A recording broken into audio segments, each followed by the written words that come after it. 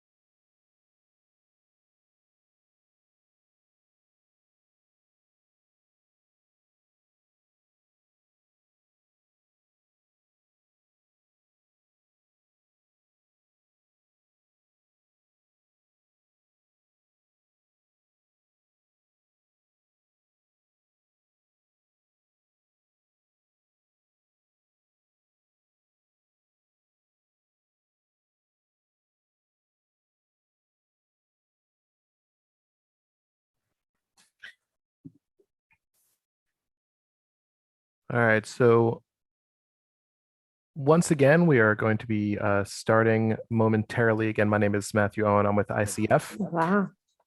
Just a reminder for this upcoming session, for our first session, we are going to be doing our top 7 conversation. So for anyone who is not participating in the conversations, we need to make sure that you please leave your cameras off and your audio off as well. And we're just waiting on a couple more people to sign in, and then we're going to get started.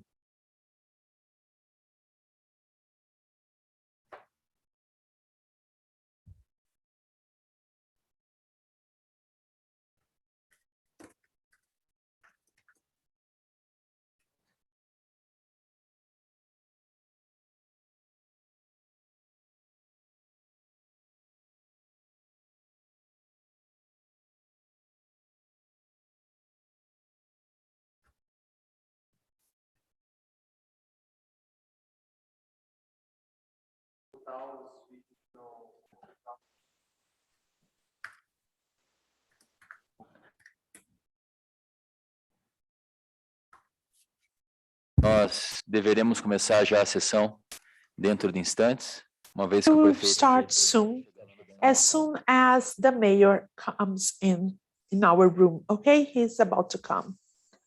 Perfect.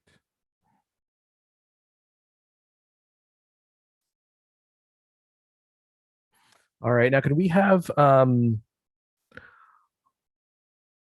Andre and Isabella, please turn on your cameras, and we'll just test your cameras and audio as well now.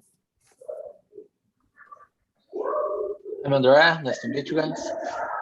I hear you loud and clear. Perfect. Hello, Isabella. Can you test your audio, please? Oi, All right. eu estou ouvindo bem. Perfect. Bem perfeito.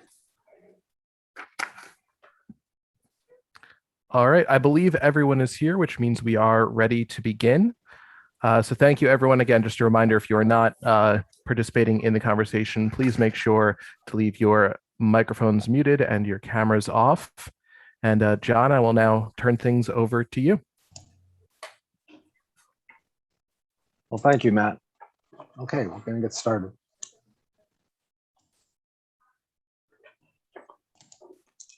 Perfeito. Então, boa tarde, senhoras e senhores.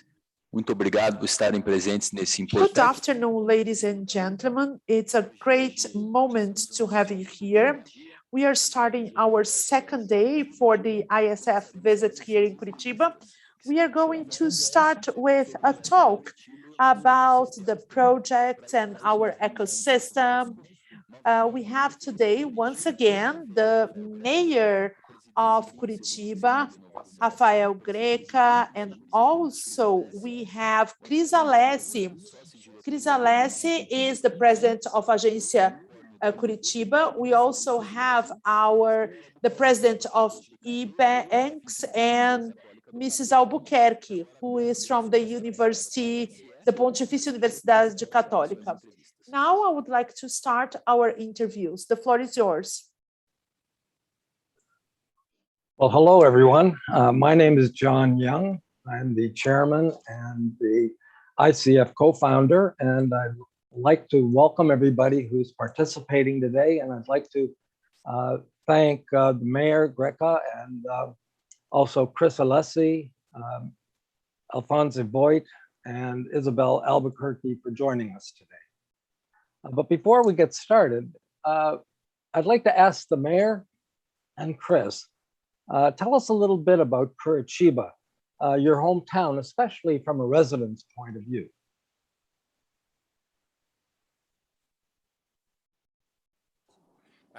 Curitiba é uma cidade no Brasil meridional. Curitiba is a city in the middle of the South Hemisphere, and we are in the margins of the Iguaçu River. The river from the Iguaçu Falls that are well known worldwide. We are 800 kilometers from the Cataratas on the foot of the Terra do Mar in the regions of the metropolitan city of Curitiba. Curitiba started with a gold mining structure assembled by Indians and Brazilian native and also Portuguese citizens from the colonization area of Brazil. Then it was a region from all those people who lived based on cattle raising, and they brought their animals from the the fields in the south of Brazil, moving to São Paulo and the Sorocaba region that is close to Brazil to sell beef jerk. Then Curitiba became a place that attracted European immigrants. It was a project from the Brazilian empire that in the colder part of Brazil, in the south, down from the Capricorn Tropic, the population would occupy themselves with immigration or the work with Europeans that were the second kids from German citizens, and they came to Brazil. We also had those who were not from the religion side, the Catholic side. So those who couldn't have any type of heritage came to Brazil. That was inspired by our first emperor, the wife of the Dom Pedro emperor, who set Brazil free. This immigration from 1829 arrived to Curitiba with a lot of people coming from Germany, from Austria, and that region. And then Italians came because Italy was very hungry. Those 60 years after the dissolution of the Napoleon Empire, and also the division of Italy in different regions, different fields made Sicily and Roman region hunger, and that Hungary brought people from the Raw River to Curitiba. Here, they came to São Paulo to grow coffee, and then they came for working in the south with agriculture. And then we have this Italian colony. We also had people from Poland. As you know, they had became broken from the German Czar and Catherine from Prussia, and it was divided and transformed into a place that had no flag. And when Polish people came to Curitiba, they said that they had no flags. They only started existing as a country after the First World War. And then Polish people came in great number, and there was this advertisement saying at the time that anyone here in Brazil could have their castle. And they said that Virgin Mary, Jesus' mother, had appeared to the Pope to say that a new Poland would be created here in the south of Brazil. In the same line, we had all the immigrants from Ukraine and the white Russians that brought to Curitiba their culture with the Cyrillic alphabet, painting the chicken eggs with a lot of decoration during Easter, and with a beautiful culture that is quite peculiar and quite appreciated in our region. Then we had street vendors from Arabic countries. We also had Jew vendors, then Japanese that started in the 20th century, that began to grow coffee in the region of São Paulo and also moved to Paraná. Curitiba is a city with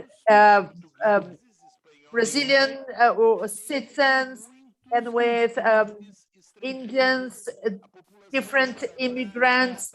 The population of Paraná, the state in which Curitiba is the capital, has 12 million inhabitants, and part of that, 9 million inhabitants, they descend from European immigrants.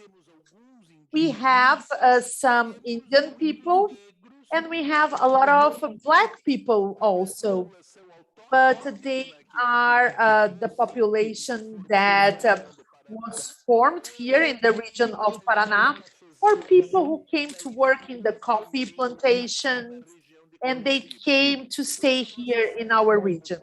Today, we have a cosmopolitan city, almost 3 million inhabitants, and the population is of 1 million people who came from outside.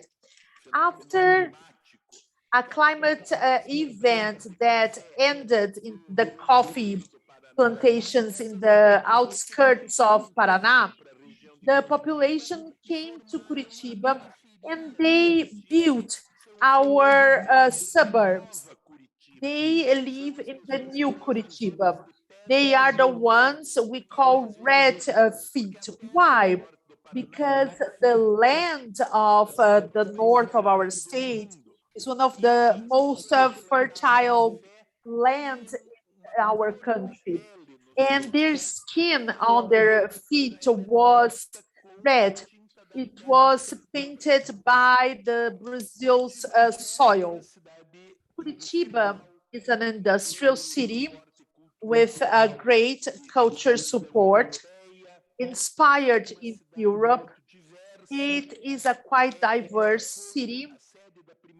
It was the headquarters of the first university in Brazil. It was back in 1912. And due to the Portuguese Empire, we didn't have a lot of universities. In the Spanish Empire, we have universities back in 1960s. Sorry, in the 1600. And then our university was opened in 1912 here in Curitiba. Our city has 50 universities, 5 major universities, a very strong Catholic university, one of the most important in Brazil and maybe in the world, Pontifícia Universidade Católica from Paraná. And we are ahead of excellence. And that adds to many other universities, and also with the Federal Technology University of Paraná, that came from a technical university created in 1930 by our president, that was Getúlio Vargas. He was quite an enthusiastic with technical training. Our universities, all of them are hubs of excellence. Curitiba also has a research and urban research and planning site that is called IPUC. I'm a technician from that institution. It is for research and urban planning created by Jaime Lerner, our former mayor, and also Ivan Zua, also a former mayor. This urban planning and project institute took Curitiba's planning with a great continuity for 50 years. Our heads, even in the change of powers after Brazil became a democracy from 1992 on, those heads respected the urban planning. And every 5 years, we have a new update. I just updated that last year. Curitiba has 44 green areas, small forests in the cities. Those are biodiversity spaces. We have 99 private protection reserves to protect those family forests. They are there with our native forest. And we also have a city program for incentive of the green areas. During spring, we will start planting 140,000 trees. I have my term based on new energies. The energy that brings a lot of enthusiasm to me is the sun energy, solar energy. Because the sun is free. This place where I stand today is fed by solar energy. Here in my back, we have an art piece in which we have birds, and those birds eat shrimps, and they become red. And I asked this to be added here because I want traditions to be respected. And also the respect to nature and biodiversity of our country, represented here by the region of Curitiba and the Iguaçu River. The birds are born white, they become red because they eat shrimp, and they live in the shoreline. We created here in our zoo, and sometimes I need to buy shrimp for them so they will become redder. Would you like to ask something else? And I'm totally available. I'm so sorry because I'm very happy to talk about my city. I can spend the entire day talking about Curitiba. Well, thank you very much, Mayor Greca. The history and background of your city is very important, and that's why it was my first question. But I'm going to be asking questions around your application to become the Intelligent Community of the Year. So I'm going to be focusing on what we call the ICF method, which has a number of criteria associated with it.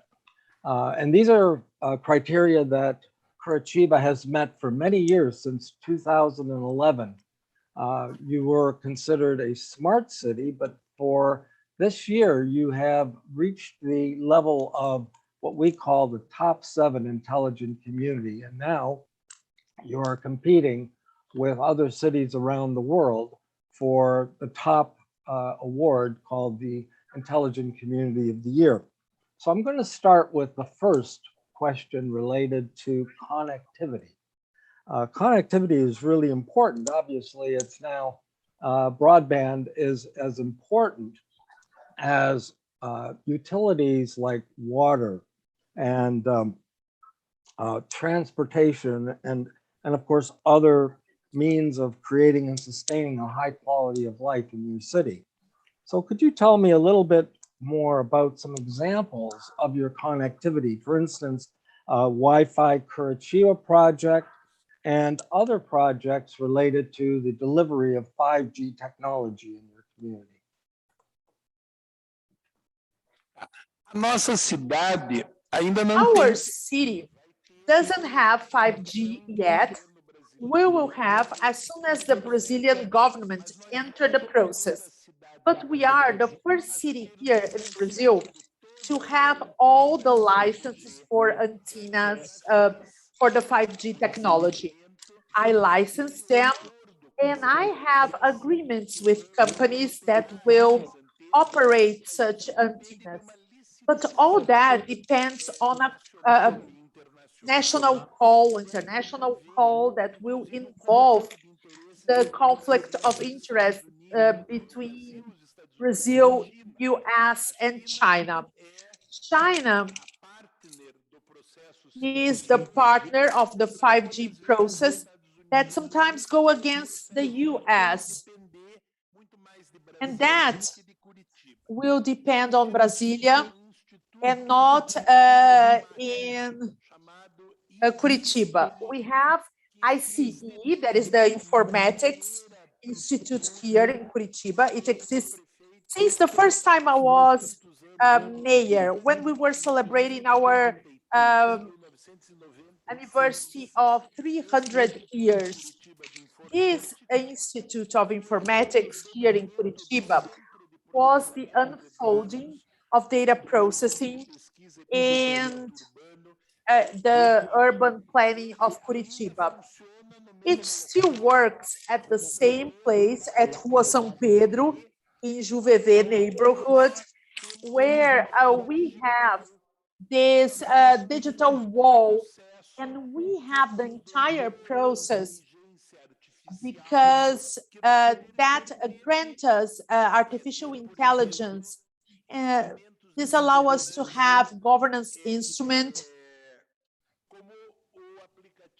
as the health Saúde Já, Health Now application allows people to be removed from the ERs or the health units. They can schedule their appointments through the computer, through the application, and perform telemedicine calls through the instruments. We also have the Curitiba app that offers us more than 700 services to the community that are from the cutting of the trees to the waste collection through helping street dogs. Also scheduling the bus departures. And another app that I like reading very much. So I put all the books I like on the internet so the people can read it. And another app is Curitiba Reads. We also have an app that you can follow the timetable of the buses. We also can follow the municipal centers of education. We also have applications available to the public polls and the clubs that is called the People Club. And also we have the timetable of the entrepreneur space. During the pandemic, for instance, that connectivity has split people among those who had access and those who hadn't, or people who had proper devices and people who didn't, and people who accept the health care, and people who didn't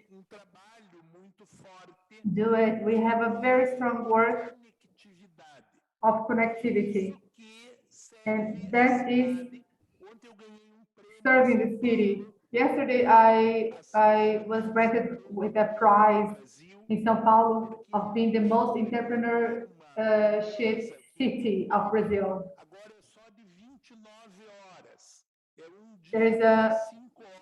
We have 1 day plus 5 hours, and we can open a company here in 1 day and a half, because it's not the most dynamic city of this country, because there are smaller cities that are more dynamic than us.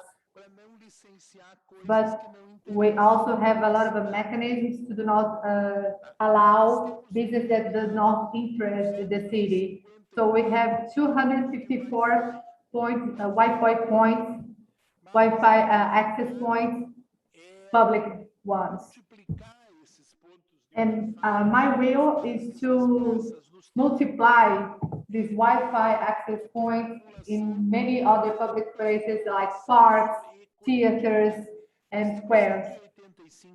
We have 185 public schools, from public schools that go from 7 to 12 years old,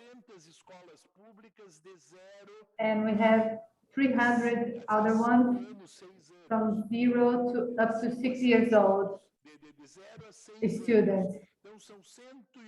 So 185 of the primary schools and 400 free scholar schools. All of them connected through Wi-Fi, and children are fostered with a robotic program, also computing, and this is the program that we have, the lighthouses of knowledge. I call it also bikes of knowledge. They were implemented in 1993. The name of it is a metaphor to the Alexandria Lighthouse. The second floor is a LAN house of these places, and also nowadays it's a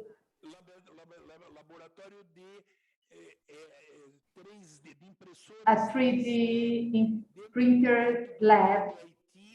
So it's they work with the MIT method and the self that they must do that to themselves. Our children are fostered to understand that innovation is only important if it can be a social process. I was telling this Alexandria lighthouse, and they were they brought an Archimedes Ariete and did a small print, a small 3D print of the Alexandria lighthouse, and they convinced me that they were the successors of this history.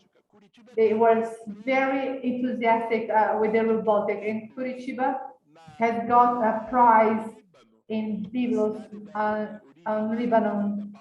in Lebanon, because the origin of the word library in Portuguese comes from this word, the same root as the city of the word Biblos.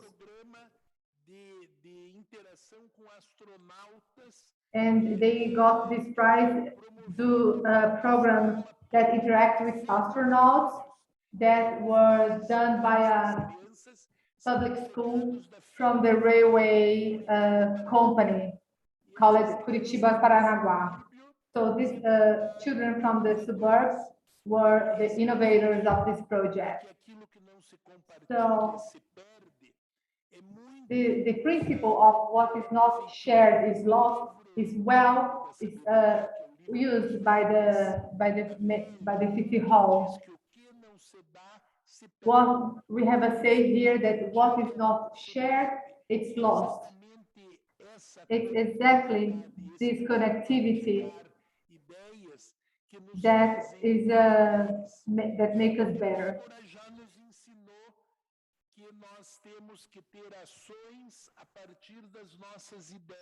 So now we have this my term nowadays. It's a term that has actions that come out from ideas, and the most important one is that the light is there to shine from a high place to everyone, to guide everyone the light of knowledge. Well, thank you very much, Mayor Greca. It's been an honor and a privilege to speak with you here today. I'm now going to move to some other topic areas. Obviously, as you've discussed it very adequately, the idea of connectivity is only what makes you a smart city. Infrastructure and applications are vital in your community, but really it's the people. And as you mentioned yesterday, the human-centric aspects of the smart city make you really an intelligent community. So I'm now going to move to the next set of questions, which talk about the people side of technology. The first aspect is work. And the idea of creating and working with the idea of attracting, creating, and sustaining talent, the people who go to school and then become part of the workforce, they are an important part of your community, and how they use the applications and how they develop the connectivity and the applications is very important. So my first question is about hubs of innovation.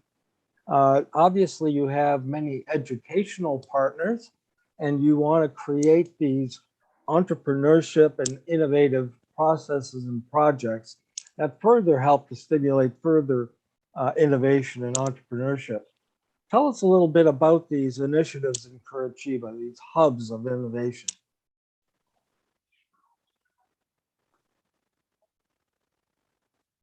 Que ele quer? Creio que o A nossa tradução aqui por o prefeito está um pouco atrasada, para falar mais sobre os hubs de inovação, os espaços de inovação em Curitiba, é isso? Sim, ok. Bom, A cidade de Curitiba tem os Fab Labs também, dentro das The ruas. city of Curitiba has the Fab Labs. Within the city streets, we have 10 city streets. Já estamos com 3 ou 4 deles. And we have 3 or 4 of them with the Fab Labs that are spaces of innovation where everyone can create their innovations, their creations. We also have a lot of startups on the public spaces transformed in creation centers and startups without cost, where the municipality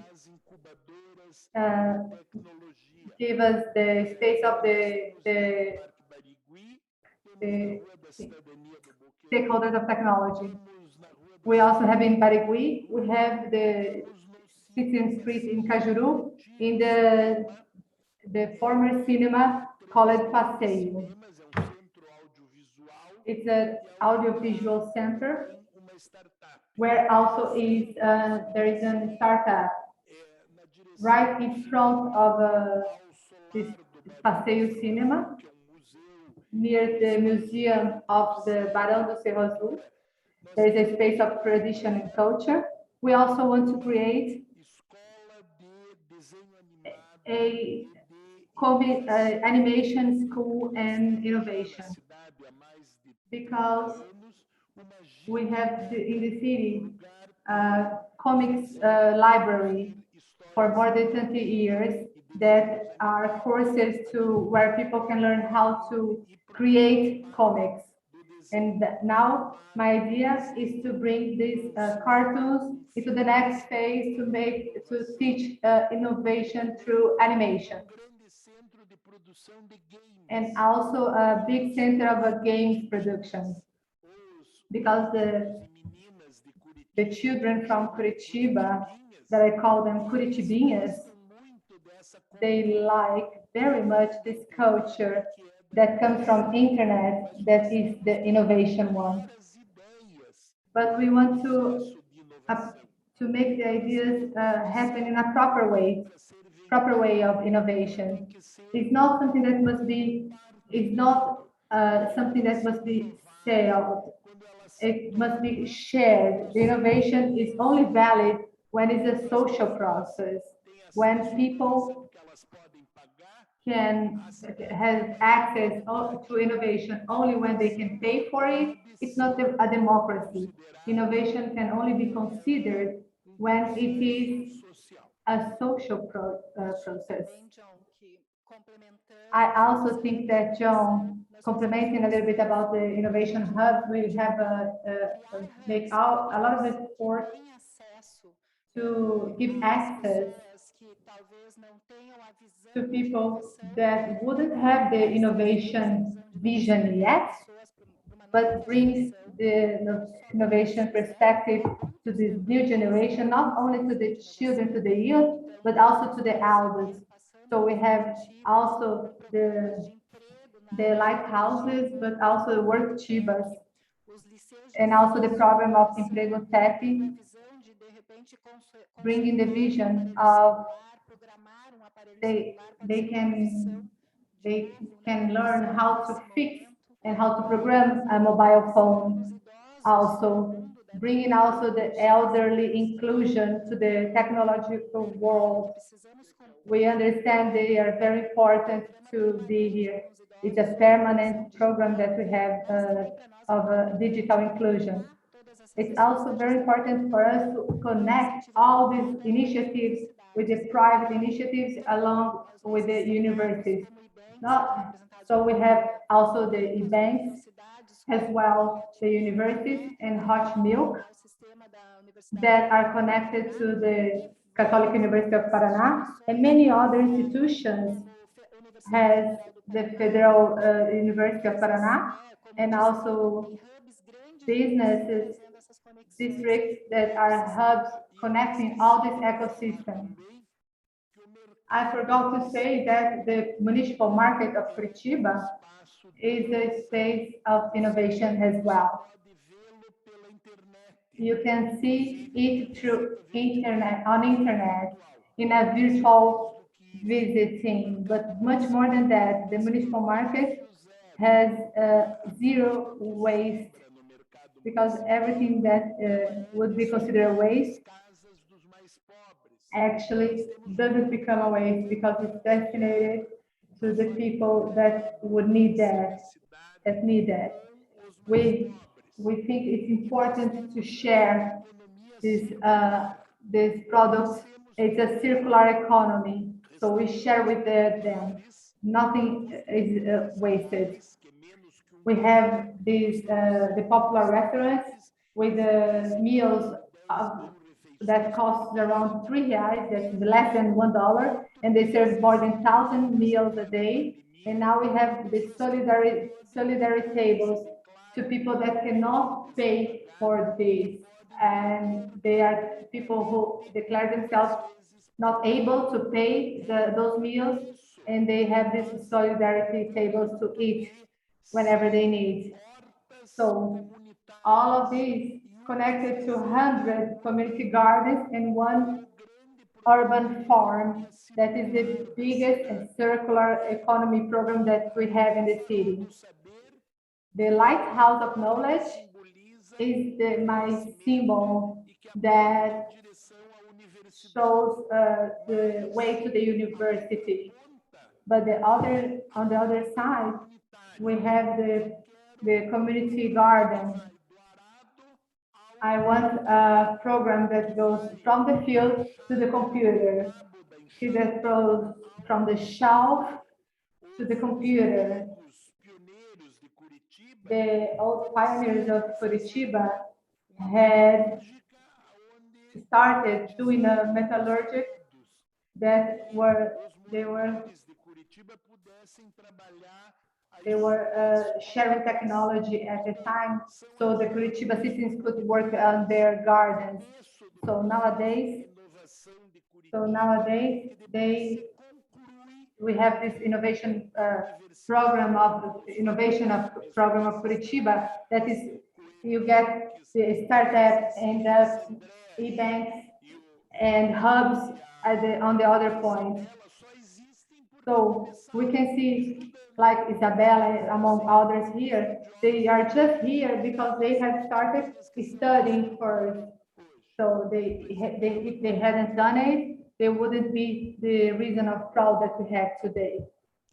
Well, thank you very much. And the ecosystem that you described is very important. And I'm going to skip a few questions and move over to a question about your triple helix stakeholders. In other words, government, the private sector, and your institutions, and working together. They obviously collaborate very well, and they work very well together. They create innovation and they create new companies. You mentioned startups. Can you give me an example of a new and excellent homegrown company that is becoming more and more important in the Curitiba area? A company is eBanks that André Boaventura is part of. It started in Curitiba and became a unicorn. He can talk about that, but we also have at a social system side the Laura robot. It is a robot to monitor children at life risk in intensive care units, pediatric hospitals, and it was designed by the father of a girl who died because the assumption was that she wasn't really well assisted at the hospital. And this episode generated what is his name? Jackson Frisato created the LoRa robot. The robot worked during the pandemic, and through the internet, you can check at any moment during the day, during the night, ask about COVID to LoRa, the robot, through the telephone. And the robot is here in Curitiba. So e-banks done to generate prosperity, economic prosperity, and also LoRa, the robot, to generate Maybe I can jump a little bit here, John. Just trying to summarize a little bit something that our mayor are talking a little bit, and I can share with you some of my experience here. So I'm from the countryside of the state. I'm not from Curitiba, and since I'm kid, when I visit the city, I always dream to live here, and this is a energy that I feel here that's absolutely amazing. And I didn't know as a kid what this means for me, but I knew that I'd like to be here. So I came here to study the college, and this is part probably about the triple helix that you are talking a little bit about. So I had the opportunity to study here. I had a lot of opportunities to grow my career here, and the city had this energy that time 10 years ago that this touched me a lot about this spirit of innovation. So we always walk to Curitiba and see a lot of innovations when you talk about the urbanism, when you talk about the buses, or you talk about the parks of the city. That's absolutely beautiful. So this kind of energy that probably came from the past, a couple of decades ago, and I think like 10 to 15 years ago, a lot of people here start again to try to recreate a hub that something new can happen in this city that's not a big city in Brazil, and you are kind of not so far away from São Paulo. So most of the people go to São Paulo and try to create a career over there. And São Paulo, it's a place where the things happen because there's a lot of money, a lot of people. But I think hundreds and hundreds of people like me decide to stay here and try to create here this new ecosystem and create some innovation here. So I think about 10, 12 years ago, I started to see through the city in an institutional or in an organic way, a lot of small talks and like coffees and like hubs and events talking about innovation, about technology, about how to put together all this idea to create something new, to again put Curitiba in the map of innovation. Because we was there a lot decades ago, but we'd like to create this again. So just speed up a little bit the story. In the last decade, I think this connection among the universities, the private sector, and the public sector create this really good environment to building something new. So people feel embraced on that. I'm part of a startup called the Banks that work with payments in a global scenario. That's a unicorn. A couple of years ago, we became a unicorn. Right now, we are one of the biggest startups in Brazil. And the best part about that, we have talents because the city creates these talents and keep creating more and more and more. We have people trying to do something different. And since we are not in the biggest city in Brazil, I think it's a little bit more like a challenge for ourselves. So we'd like to put the city in the map. We'd like to change the things. We'd like to create great jobs. We'd like to create revenue for the people and make the city more and more amazing to live. So there's this kind of energy. And this is not just about one startup, one company, but it's a lot of companies. So just to finish my part here and open a little bit the mic, but we started our company 10 years ago. Right now, we are kind of big company, like 1,500 people. And 6 years ago, we started with the founders and partners of this company to create a new fund to invest in new startups of the city. So the cycle, it's becoming virtuous.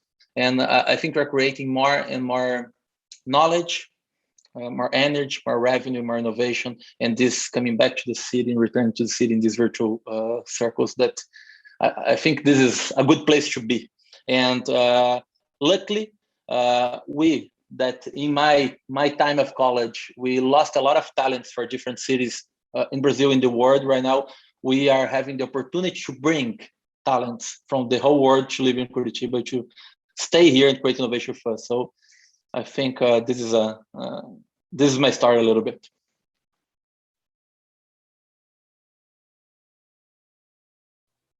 Thank you. I'd like to just continue on that. There's more to the whole concept of leadership and the sense of entrepreneurship in your community than I've seen in many places around the world. I think you need to celebrate that more and more.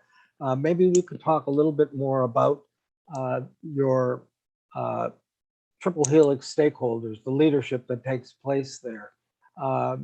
I know that Isabella is another individual who would like to speak about this as well.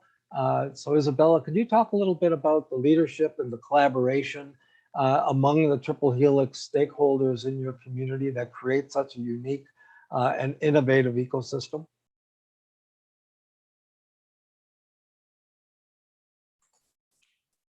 Claro, John, eu, ao contrário do André, que veio morar em Curitiba. Well, different from André, who came to live in Curitiba 15 years ago, I was born here.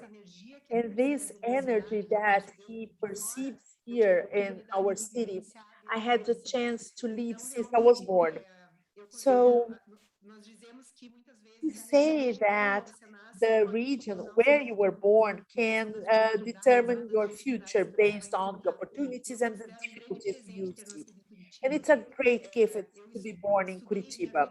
I've studied my entire life in public schools. Here in Brazil, it doesn't mean that it's a synonym of a good school. I had the chance to study here, to have contact with arts. And when the mayor talks about the Lighthouse of Knowledge, that has created a commotion. My mom's house is close to the first lighthouse here in Curitiba, and that generated this spirit. Children saw that lighthouse, and there was this happy place around that lighthouse. And when we talk about spaces for innovation, Curitiba doesn't have a space of innovation. We have a spirit of innovation. It's not something that happens in one single place at the university, at the hub. It's something that is strongly present. And we don't see only innovation that is opening doors. So representing the university, I have opened doors at the City Hall to propose a project in a company like eBank, that, by the way, two of its founders came from our university, that is the Catholic University of Paraná. And we foster, since the beginning, this innovation spirit, the conditions for them to have competences for future, to become a future professional, global professional, and find this very fertile environment outside the university and retrofeed the system. We don't have only an ecosystem of innovation, it is an urban ecosystem. Talking about the practical side, the Catholic University, we have two important things: the internal ecosystem that fosters, that strongly fosters this look at innovation, development, and the responsibility of those future professionals, the relationship they have with the society. We also have a career observatory. We perform studies to understand the jobs available, how that impacts the society. And we also have an innovation agency that connects companies, startups, and foster this view of a smart city. So I couldn't mention one single place or one single company, one single initiative. We have a very powerful set of actions and ideas. People feel really excited, encouraged to create. We see that in our students. They are quite young. They connect. with people, professionals, and they are interested in innovate. I can mention a recent example. I had a meeting with Chris Alessi, representing the city's innovation agencies. She was at the university, and a student went to her, asked about something, asked about innovation in a very natural way. So it's not only innovation that happens in an open manner, doors are always open to innovation here. And this generates this huge urban ecosystem with this transformation point of view. The community needs to benefit out of that. What is our role, our responsibility with the society? So everybody could benefit out of that. It's not just a factor of inequality, something that is quite present in the world. We need to tell John that the university also has this alumni that is also from Curitiba, just like we have in Catalonia. We have at the Catholic University of Paraná this post-graduation in Curitiba urbanism, in innovation. These alumni has many young people, and this is a great success. We are in the first year because the pandemic caught us in the middle of the way, but I believe this will become a great seed of innovation for the city's future. For sure. And the work was quite interesting. It was an idea brought by the mayor. We connected professionals, well-known professors, and they came from all the universities. And we brought also students, young people, young students who were 19 years old.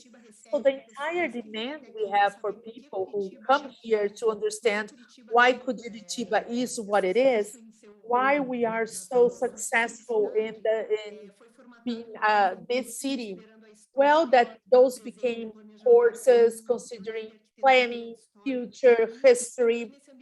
So also in this innovation environment, at the same time, you had professionals that had been around for 20 years, 20 years old students, professors, and we built the project together. So it's quite interesting. And this will last for a long time, becoming a legacy to the city. This is for what I will work with when I'm no longer a mayor. So I will teach that. So I will have a job. I will be talking to the young people to get really excited and just talk good things about the city. Well, the mayor talks about saying good things about Curitiba. There's something quite interesting. When we are in another city in Brazil, and I say, look, I'm Isabella from Curitiba. And people say, are you from Curitiba? And there are a lot of adjectives. Oh, you are in a good city. You are from a good city, really well cared city. So we have many attributes, and it is just something unanimous. Major cities, as André mentioned, Rio, São Paulo, Brasilia, all the time when you say you are from Curitiba, you get all the compliments. And I'm very proud, very happy. And I consider that those adjectives are also related to me. So whenever a citizen gets out of the city, he or she will be acknowledged from being from such a great city. Well, thank you, Isabella, and thank you, Andre, Mayor, and Chris. I have a sister-in-law who comes from the Curitiba area, so she talks a lot about it. So I knew about it well before I ever visited back about 10 years ago. What I'd like to do is I'd like to move on because I know that we're now late in our program, but I do want to say that you have answered through the conversation in the last hour. You've answered almost every one of my questions. So I thank you all for it. And I'm now going to pass it back to Chris and to the team to continue on our session. So thank you again for everybody for your participation today. Thank you. Thank you, John. Abraço, João. Muito obrigado. Thank you very much, John. Thank you, Andre, Isabella. Thank you very much, everybody. See you soon. Yeah, see ya. Thank you. All right, so thank you everyone once again for just keeping your cameras off and your microphones muted during those sessions. At this point, everyone's welcome to unmute themselves, turn on their cameras as is required at this time. Thank you.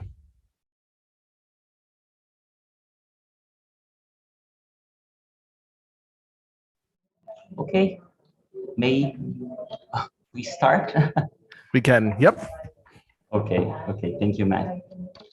So thank you again, John, Doug, Emma, and Matt, for this opportunity. We are going to start now the last sessions from the virtual visit.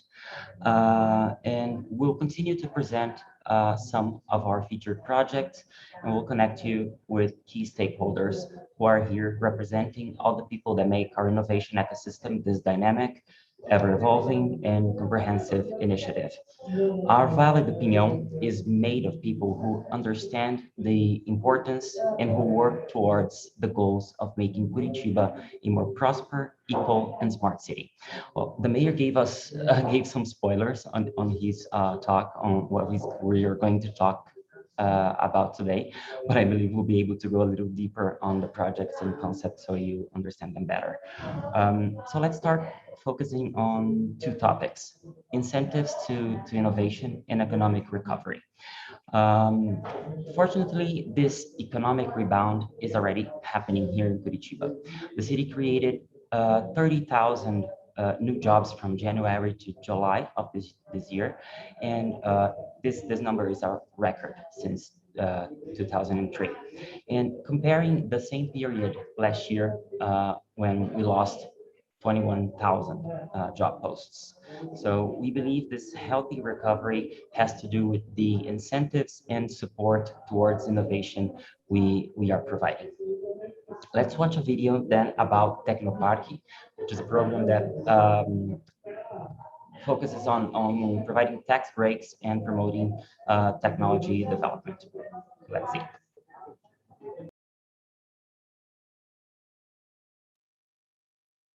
Aqui em Curitiba, as empresas de tecnologia geram mais empregos e pagam menos impostos. Hoje eu vim conhecer a Juno, que é uma das empresas que foi beneficiada pelo Tecnoparque. Foi relançado em 2018 e oferece redução em imposto às empresas ligadas à área de tecnologia. Aqui na Juno, a empresa já cresceu bastante, mas fazem parte do Tecnoparque várias empresas ligadas à área de tecnologia de várias áreas e que é delas de onde virá grande parte dos empregos do futuro. Sabe o que eu descobri aqui nesse ambiente? É que no Tecnoparque são aproximadamente 100 empresas beneficiadas e que geram um faturamento de, se assuste agora, aproximadamente 4 bilhões de reais.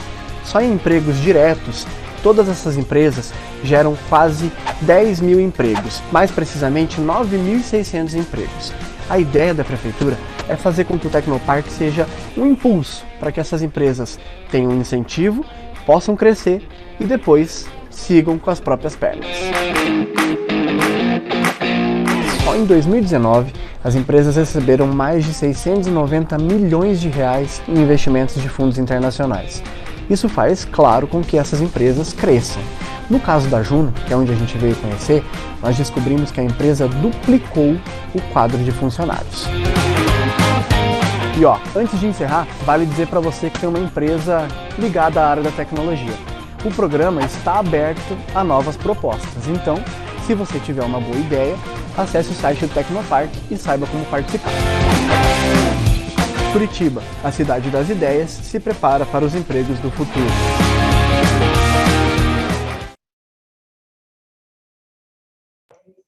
Okay, thank you.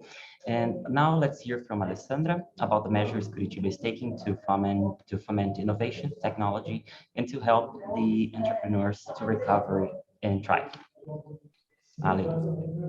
Hi again, everyone. Just one thing about Tecnopark, Dr. Alia, the company that we were talking yesterday, they are part of this program as well. So it's another incentive for them to stay in Curitiba and to thrive here in Curitiba. And I will talk a little quick about just some other incentives and how we were recovering Curitiba, how we were economically recovering Curitiba. Okay, it's working now. So I just did a timeline about legislation and governance for innovation in Curitiba for the last years. In 2017, we have this big project, the Pinhão Valley, and we understand that we had to have some legislation and some other initiatives to support this program, this important program in Curitiba. So in 2018, we sanctioned the Innovation Municipal Law. Is a municipal law that incentives and foment and support all the technology and creativity innovation in Curitiba. And because of the innovation law, in 2019, we implemented the Municipal Council of Science, Technology, and Innovation. This council works to bring together the triple elites, the private sector, public sector, and universities, and is the a municipal council that discuss new projects for the city and new legislation that we need to support other innovation and technology. And it's like this work, collaborative work and integrated actions. And also because of our first law in 2018, we could implement the Innovation Fund, the Innova VP for Vale do Pinhão, Pinhão Valley in 2019. And this fund secured approximately $2 million to invest in startups and new companies, to invest in new projects in technology. So it's we have some resources to use for that as well. And in 2020, we have the Pinhão Valley Governance Committee. It is like a complement for all the other legislations and councils and funding. And this committee, we have also universities, private, public sector, and also everyone that in the city that wants to participate in discussions about Pinhão Valley, about technology and innovation in Curitiba. It's welcome. And we have like meetings every month, and we are bringing new ideas to the city, to have some work groups talking about marketing events, training and new courses for the city, also how we can monitor the data and the information that we are creating here in the city, how we use that. So it encompasses all the work that Curitiba has been doing. And for that, I believe that we are having very good results. Curitiba last year was considered the first place in Brazil for productivity and efficiency in the technology sector. And we are very proud of that, all these works being like awarded. And last but not least, last year with the pandemic, we identified that a lot of entrepreneurs and business didn't have how to maintain the business. A lot of problems, money, and they lose a lot of revenues. And a lot of them couldn't get loans in bank institutions because they couldn't present any guarantee for the institutions for the loans. So the City Hall implemented through a law as well, the guarantee fund. So Curitiba City Hall is acting a guarantee for the entrepreneurs' loans. So the loans don't need to worry about, oh, I can give as a guarantee my car, my house.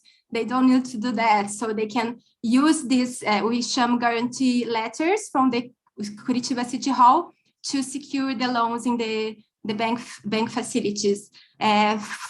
Till now, I have 201 companies and more than $2 million in loans for these participants in this initiative. Just we saw, and this only happened because we have partners, of course, it's Curitiba City Hall, Curitiba Agency, bringing together SEBRAE, the support service for business, and the Guarantee Sul, that is a credit company. So we bring together this ecosystem to help the entrepreneurs and help the business to maintain and to thrive here in the city. That's it. Thank you, Ali. Okay, so maybe tourism was the sector that took the hardest blow with the pandemic. So we invited today Tatiana Turra, who's the president of Curitiba's Tourism Institute, to share a little bit on what they have been doing to minimize the effects of the pandemic in the sector, and about the partnerships that they are helping local artists and crafters. Welcome, Tati. It's great to have you here. Hello, good afternoon. You can speak either in Portuguese or English. Posso falar em português? Eu posso compartilhar, já estou habilitada. Can I speak in Portuguese? Excuse me, please, I want to talk in Portuguese. I will share my screen. I can't share my screen. Can you put Tatiana as a co-host? She will share the screen as well. Yep, it's done. It's done.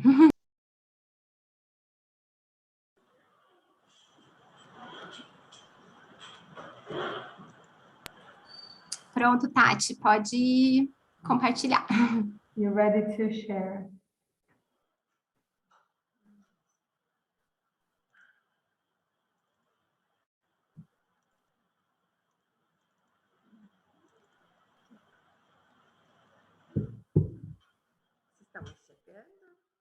Can you see me? Ainda não. Not yet.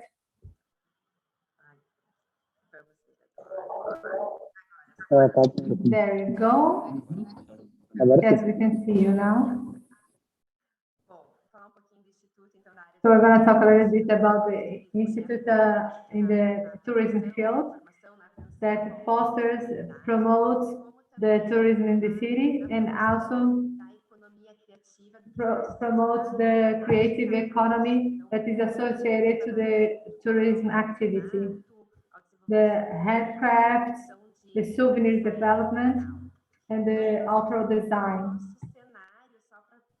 So I brought some data here. We have the pre-pandemic data that in 2019 there were 7.2 million tourists, and it generated an economy of 6 billion reais. And nowadays, and there was the touristic entrepreneurships in the city. There was 6,000, and we have the handicrafted market and the curadory with the souvenir shops of the city, and 2 programs towards the outdoor design. So we have 3,000 people supported by those.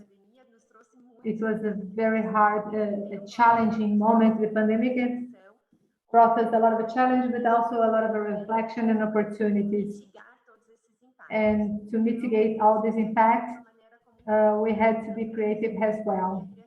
So all the sector was well benefited by the recovery plan of the municipality. The economic support to the artisans, to the artists, and training to the small entrepreneurs with the free consulting, where we could help more than 1,500 tourist entrepreneurs.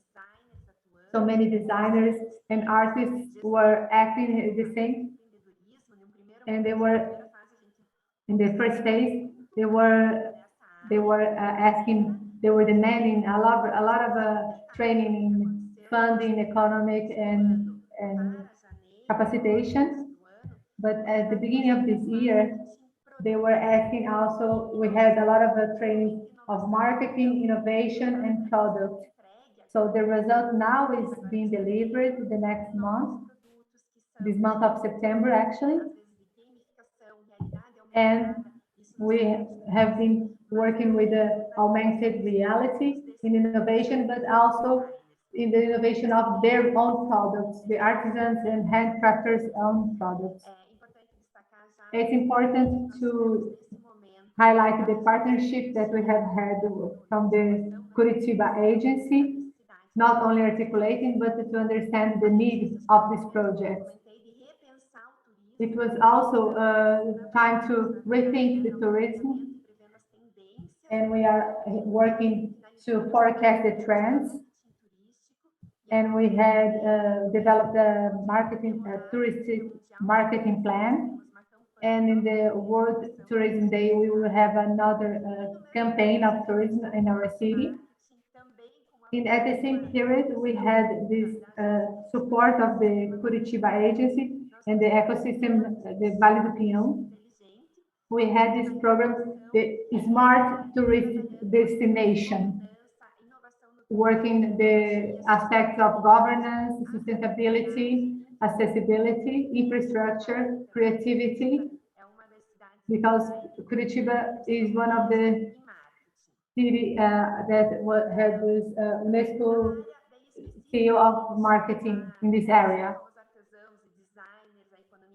This specific creative economy field, we had this great challenge to digitalize all the markets, all the fairs, street fairs, the art craft street fairs. They were the only point of sale.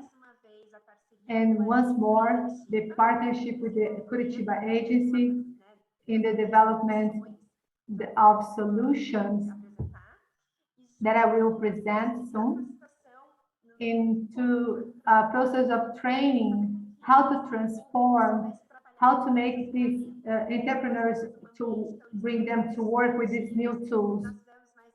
We had some creative workshops, and we have done more than 800 workshops to them and helped them to work. More than 1,500 creative artists were trained how to deal with the new tools.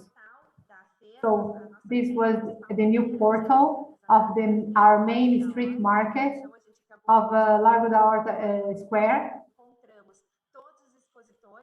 where we can find all the exhibitors, and each one of them we have worked, and the agency had presented to us the Vale do Pinhão, the oldest partner, and where each one of them would have their own display to sell their things. It was also a very nice solution to this public.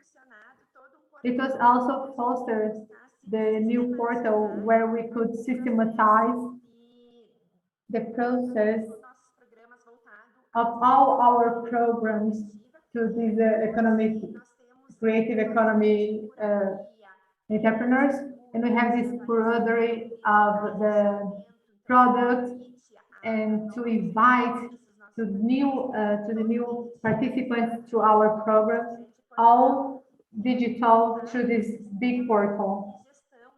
That is the first time of the touristic system program that we are developing here. I don't know if I've spoken more than I should here, but I'm very thankful for this opportunity. Well, it's great to have you here. Like I said, it's great to have you here. If you can please stay connected, because we'll have a Q&A session later on, and the ICF might have some questions for you. Okay, so many actions that started long before the pandemic are also very important for Curitiba's economic growth. So, and it was just announced yesterday, like the mayor said in São Paulo, that Curitiba is the most entrepreneurial city in Brazil. This is the Connected Smart Cities ranking, which is the largest study of cities that takes place in the country. Curitiba agency is responsible to manage the entrepreneurship programs in Curitiba, and we're gonna hear a little bit more about these programs from Paulo Kraus, who's the agency technical director. Thank you, Guilherme. Good afternoon, everyone. Hope to see you all again. Yes, our traditional program for entrepreneurship is the Bom Negócio. It was created in 2007 to offer a 90 hours course of entrepreneurship for our population. Since then, 13,000 people were certified in the course, for which we have a partnership with a lot of universities of Curitiba that provide us their staff to give the classes in the environment of the university. More recently, we started offering 3 new programs. Empreendedora Curitibana for women, a women entrepreneurship program, Empregotech for the youngsters, and the Worktiba, a co-working place for our startups. So we're gonna have now again our friend Lucas. He's going to present them to you, some videos. So first, let's see the women's program, the Empreendedora Curitibana film. Please, Marcelo, play for us this film.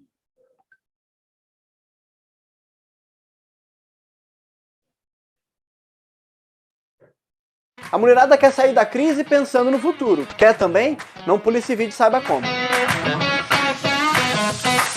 Esse programa, Empreendedora Curitibana, é muito especial, porque ele vai de encontro com a força e a garra das mulheres. Ele fomenta o empreendedorismo através aí de palestras, cursos e workshops, tudo de graça, e faz com que as mulheres consigam planejar uma carreira sólida e duradoura, tudo através das ações do programa. As mulheres que participaram dos encontros realizados pelo programa podem concorrer ao Prêmio Empreendedora Curitibana, que é bianual e marca o fim dessa jornada de capacitação dessa mulherada que está criando seus próprios negócios e empregos do futuro. Entre a etapa de inscrição e premiação, as mulheres passam por várias atividades, todas gratuitas, que estimulam o conhecimento das ideias e também fazem com que elas fiquem cada vez mais conhecendo o mundo da tecnologia. Claro, para fortalecer o emprego do futuro. Depois, na premiação, as 3 melhores de cada categoria levam o prêmio, junto com amigos, familiares e uma festa só. Desde 2018, quando começou a programação de capacitações do Prêmio Empreendedora Curitibana 2019, mais de 2.000 mulheres já participaram das palestras e também dos workshops. É um grande incentivo para que as mulheres, claro, não desistam de seus sonhos. O programa Empreendedora Curitibana ele visa o fomento, a capacitação e o incentivo ao empreendedorismo feminino na cidade. Existe um dado que diz que 44% das mulheres elas empreendem por necessidade. E quando acontece isso, a taxa de mortalidade das empresas é muito grande. O programa ele vem então para dar auxílio, para ajudar essas mulheres a terem sucesso nos seus negócios. A premiação de 2019 teve 140 mulheres inscritas e a Carla foi uma das ganhadoras de uma das categorias. Saiu bem realizada e feliz com o resultado. O prêmio me trouxe muita visibilidade, muito reconhecimento. Além disso, eu tive muitas conexões com empreendedores e isso ajuda muito a gente no dia a dia. Se você quiser saber mais e como participar, fique de olho no Instagram do Empreendedora Curitibana, porque é lá que eles trazem as novidades. Curitiba, a cidade das ideias, se prepara para os empregos do futuro.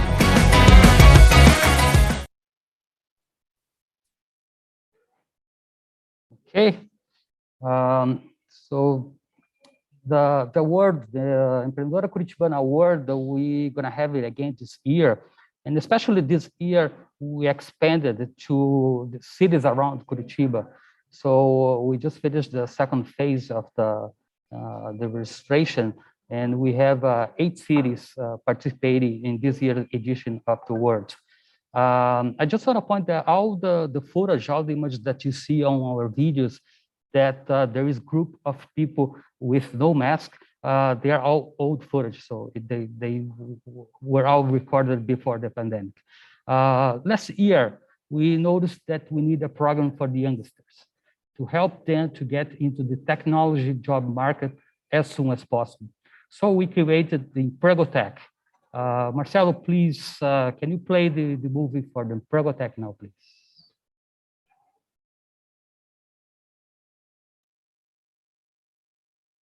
Em Curitiba, jovens são incentivados aos empregos do futuro. Quer saber como? Não pula esse vídeo. Em 2019, Curitiba registrou o melhor desempenho na geração de empregos dos últimos 6 anos. Foram 18.253 novas vagas, isso segundo o CAGED. Mas essas são vagas das profissões de hoje. E como será quando surgirem as profissões do futuro? Muitas vão ser ligadas à tecnologia. E é isso que essa galera aqui de trás veio ver na abertura da primeira edição do primeiro Empregotech de Curitiba. Curitiba, a cidade das ideias, está conectada com esse novo tempo e já está pensando e agindo pelos empregos do futuro. Isso com programas gratuitos para incentivar, capacitar e apoiar os cidadãos de todas as cidades. Os jovens, por exemplo, serão os mais beneficiados pelo primeiro Empregotech. Essa ideia diferente do Vale do Pinhão e da Prefeitura de Curitiba vai ser uma chance para os jovens entrarem nesse mercado da tecnologia. Vão ser 5 meses de preparação com oficinas, palestras, com a chance de ampliar aí o conhecimento para as áreas de tecnologia. As aulas vão ser nas ruas da cidadania de todas as regionais da cidade e as inscrições podem ser feitas pela internet. Para as empresas inovarem, elas precisam de tecnologia.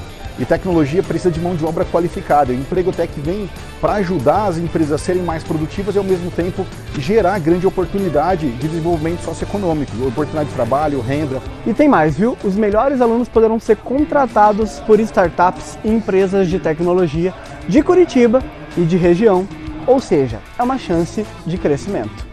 Todas as empresas precisam de tecnologia dentro do seu negócio e nós precisamos de excelentes profissionais de tech. Por que não investir na garotada jovem, essa garotada que precisa do desafio e que nós podemos dar o caminho para que eles cheguem lá?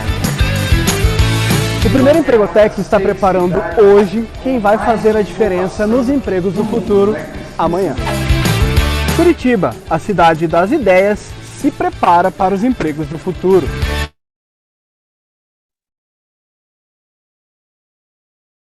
Okay, that was our Empregotech, preparing our young for the jobs of the future.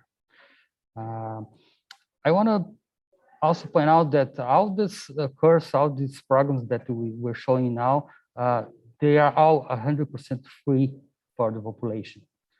And another program that you have is direct to our startups. We have the Worktiba. Worktiba is a co-working, a public co-working. Actually, the first one was opened in 2017. It was the first public co-working in Brazil, free for our startups. Now we have 3 of them. Again, let's see with Lucas the video from our Worktiba, please. Me ouviu, Marcelo? Você sabia que Curitiba tem coworkings gratuitos? Achei que eu tinha caído. Vem conhecer os Worktiba. Se você não tem nada dos empregos do futuro, sabe que os coworkings cada vez mais ganham espaço. São esses espaços compartilhados de trabalho onde as pessoas se reúnem e montam as suas ideias, botam no papel, tiram do papel e fazem tornar realidade. Mas esses espaços costumam ser privados. Aqui em Curitiba, saímos na frente. Temos os coworkings Worktiba, que são gratuitos e são os primeiros do país desse tipo. São destinos certos para quem quer tirar a ideia do papel e transformar uma startup em uma empresa e fazer negócio. Além de internet, que para os empregos do futuro se faz um bem super necessário, o Worktiba oferece infraestrutura completa, com mesas de trabalho, computadores, espaço para palestra, projetor e até mesa de reunião. Além disso, os coworkers também participam de palestras e eventos de networking durante os 10 meses em que eles podem ficar nas unidades do Parque Barigui e do Cine Passeio. E tem funcionado, viu? Ao todo já passaram pelas 2 unidades dos Worktibas de Curitiba 87 startups. Isso desde a inauguração da primeira, a do Parque Barigui, em 2017. Agora, nós encontramos um cara, o Maxon, que é responsável por um aplicativo que foi criado aqui na unidade do Cine Passeio. E esse aplicativo reúne interessados em praticar artes marciais. Veja o que diz o Max. Antes de chegarmos ao Worktiba Cine Passeio, nós não tínhamos absolutamente nada além de uma ideia. E aqui foi possível, no Worktiba Cine Passeio, através do edital, nós conseguimos melhorar a nossa ideia, dar uma diretriz para ela, e a partir daí nós conseguimos o investidor anjo, que nos aportou 35% da plataforma em setembro do ano passado. Então é muito importante para nós e foi muito importante esse momento. Além do espaço do Barigui, no ano passado, a Prefeitura abriu o Worktiba do Cine Passeio. E até o fim do primeiro semestre deste ano, a cidade vai ter mais um, o da Rua da Cidadania do Boqueirão. Para acessar o Worktiba é necessário passar por um edital. E aqui o que eu vejo de grande valor nesse espaço é geralmente a geração de networking, de conhecimento, essa troca que acontece entre os coworkers daqui do Worktiba. Em 2020, 110 coworkers estão ingressando nas unidades da Prefeitura. Gente que pode até trabalhar individualmente, mas que faz sempre com que suas ideias estejam relacionadas a de outras pessoas. Por isso, se você tem uma boa ideia, vem pra cá. Curitiba, a cidade das ideias, se prepara para os empregos do futuro.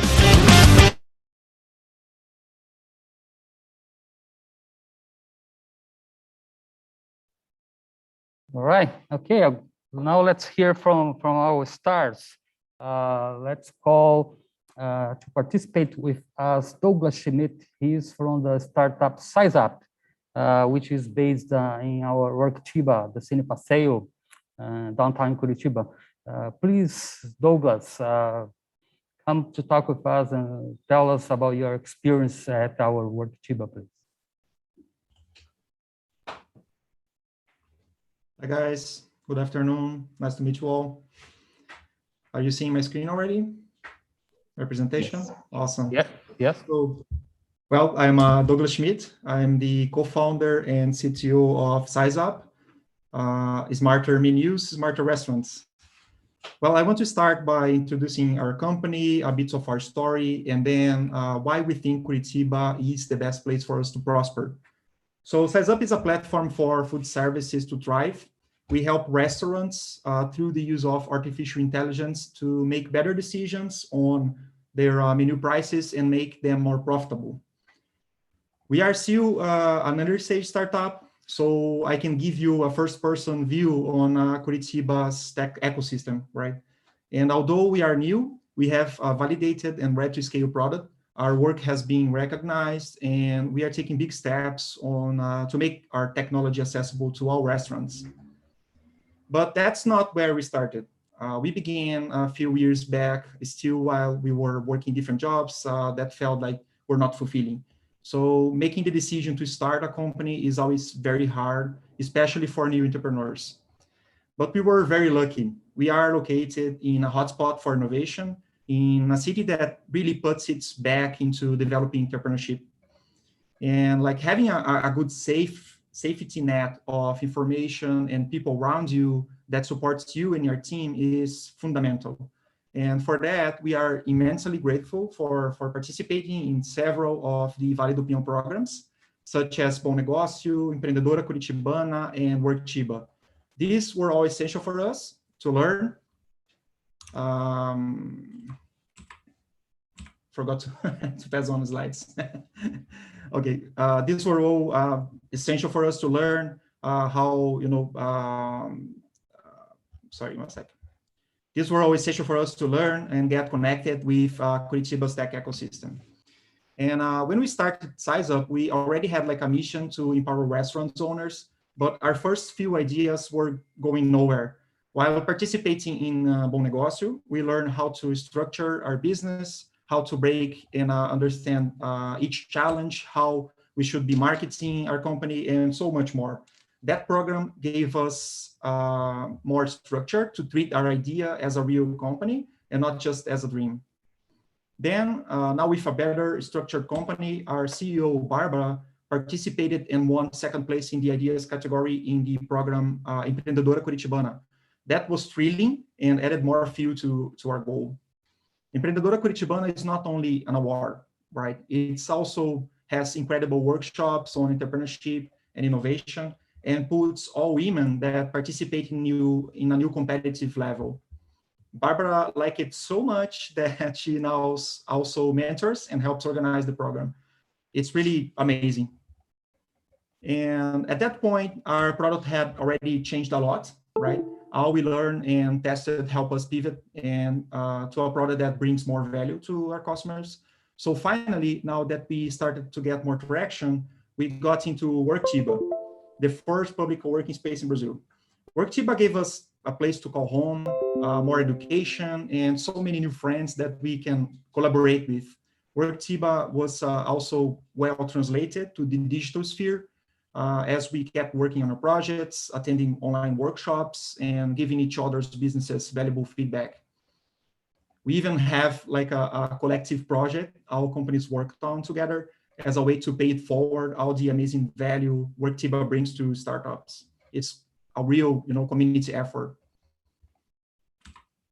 I came from a family with a tradition in the food service industry, and I know how hard it is to run a restaurant, right? And the whole team at SizeUp is passionate about the problems we are solving, and we are on a mission to turn all restaurants data-oriented and profitable so they can overcome challenges and be more competitive. The Vale do Pinhão initiative has been an amazing resource for us, and we still have a lot to take advantage of, especially through connections and access to investments in the near future. We really think Curitiba is ahead of the curve regarding innovation, and SizeUp is happy to be part of it all, right? Well, that was what I have for you today. Thank you, guys. SizeUp, smarter menus, smarter restaurants. Great, thank you, Douglas, and thank you, Paulo. Let's also invite Juliano Santos now to share his experience. He started his company in our Worktiba, and now Adam Robô, his company, is an international startup. Juliano, please go ahead.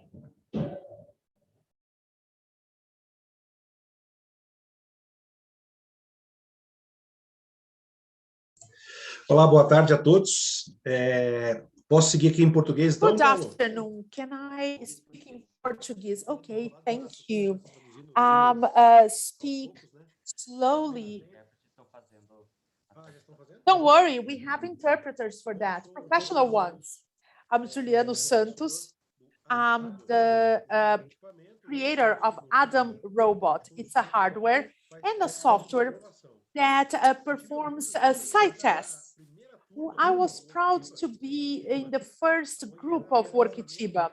It was the moment they launched the project, and it was a great pleasure to be part of the first group that was chosen to this call. And we went from our garage. So we started our project in our own headquarters, a physical structure, I mean. Worktiba, our startup, was the first step to have dignity in our company, to have our physical headquarters. We may start in our garage, but we need structure throughout time. So besides having the physical part of our company, the gain of friendships, networking we had with our colleagues, well, that's amazing. From that point on, many connections were the new partnerships and our closeness to the public power. We showed Curitiba as the first place in this continental country to have the opportunity to show our solution to the Curitiba society. And we served more than 10,000 people for free in our population here of Curitiba. And it's a great pleasure. And we received an award from the city. It's called Luz dos Pinhais Light, for the work we granted to the city. And we always repeat for new innovators, we give back to the society what we receive from the ecosystem. So we are very proud. We have our robot that was launched during the pandemic, the Adam Robot Digital. It's an eye test, 100% digital. And we are very proud to mention to everybody here today that we reached 77 countries, and we have almost 1 million tests, site tests performed all over the world. We have more than 100 languages. So we went from our garage without having this physical space, and from those steps we took, we reached where we are. And we wish to take even larger steps ahead of us. Juliano, você pode colocar o link no chat? Juliano, could you link the ad in the website? I will do that. Do we have any question? Oh, no, wait. Let's go to the Q&A session. John, Emma, Matt, go ahead. I think we can have 15 minutes to have the questions, and then afterwards we'll have our break. Okay, Emma and Doug, would you like to go ahead with any questions first? Maybe a comment that you could react to. In looking at the Workchipa, I don't know if I'm pronouncing it right, but it's a very fascinating concept, and it almost reminds me of the lighthouses of knowledge and the way that the community is collaborating and creating a lot of free resources, and then just see what happens. Is there possibly any connection, maybe even culturally, between the Workchipa concept and the lighthouses of knowledge as I look at all of this being developed over time? Could there be?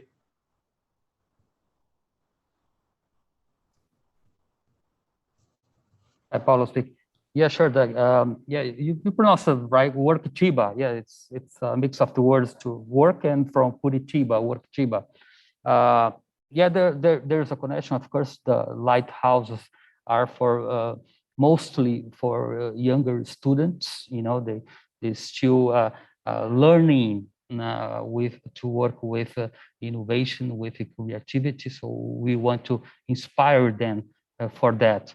And the Workchipa would be a later step. It's a place for ideas of a project to become a startup.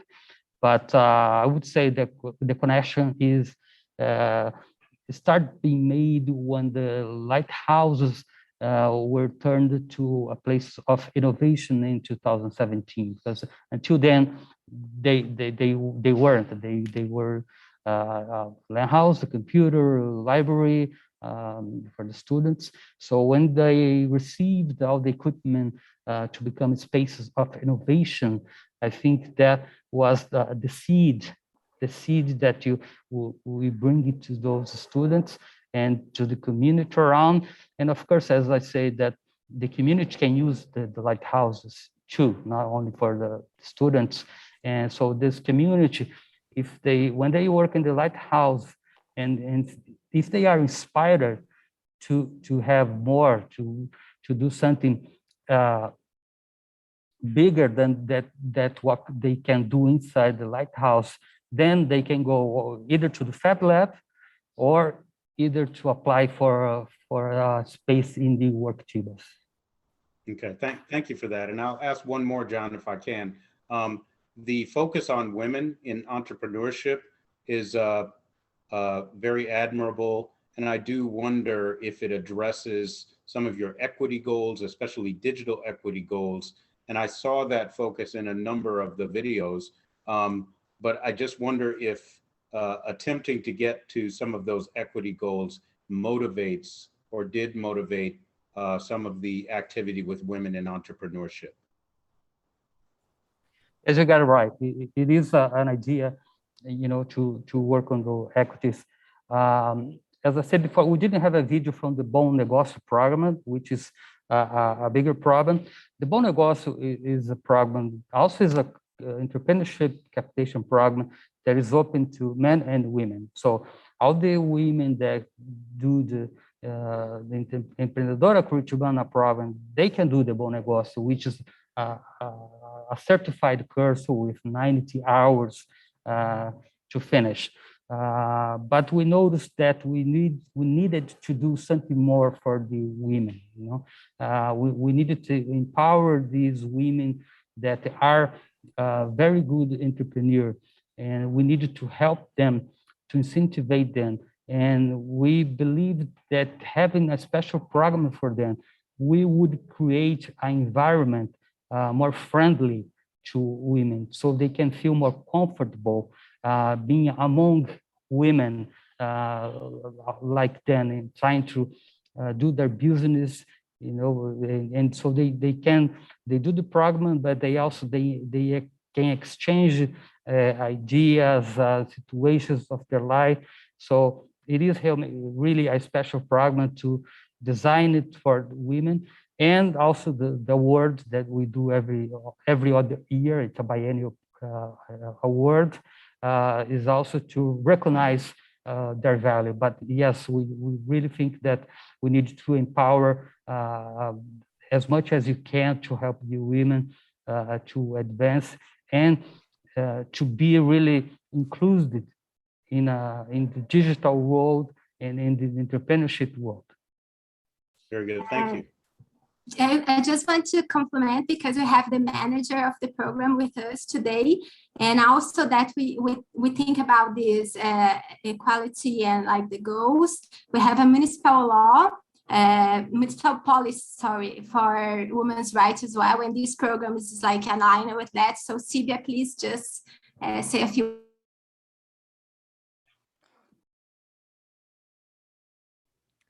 Boa tarde, vou falar em Good afternoon. I will speak Portuguese. It's a great pleasure to be here with you.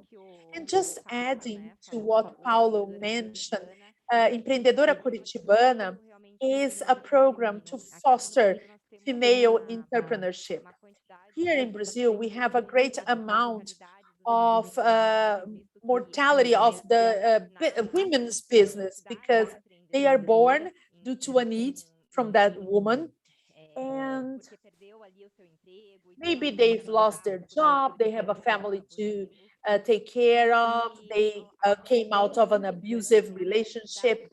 And the idea of Empreendedora Curitibana is to increase the vitality of companies. So we have more than 60 volunteers. They are mentors, women who have been working with us for a while, organizing training courses, and this program supports entrepreneurs here in Curitiba and also the Pinhão Valley and the metro region.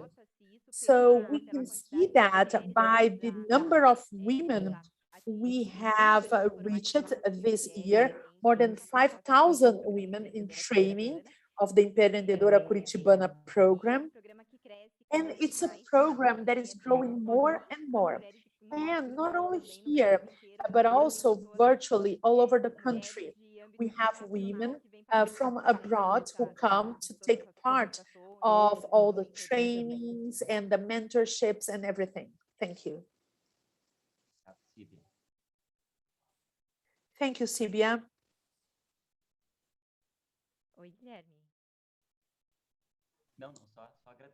No, I just said thank you, Silvia. Yeah, thank you. Thank you for your attention.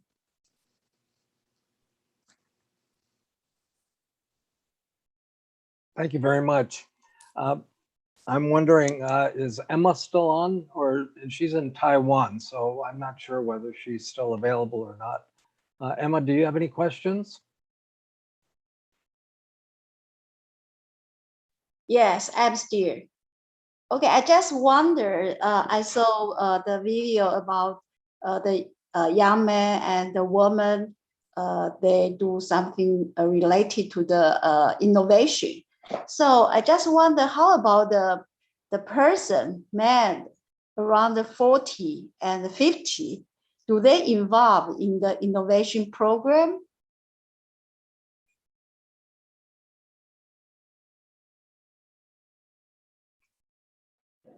Hi, Emma, thanks for your question. Yes, we do have another section of the city. It's called FAST, Social Foundation of Curitiba. and they've been working with programs specially designed for people 40, 50 older or the elderly. So we try to have them as much as you can also in this program. And of course, the work Chiba itself, it's open to all ages. We do have some projects in the work Chiba space that there are some founders that are of the age. I know some of them, they are 50 years old. We just had a couple weeks ago, another new startup being launched in Curitiba, and it's a person of 65 years old. So we do work with them.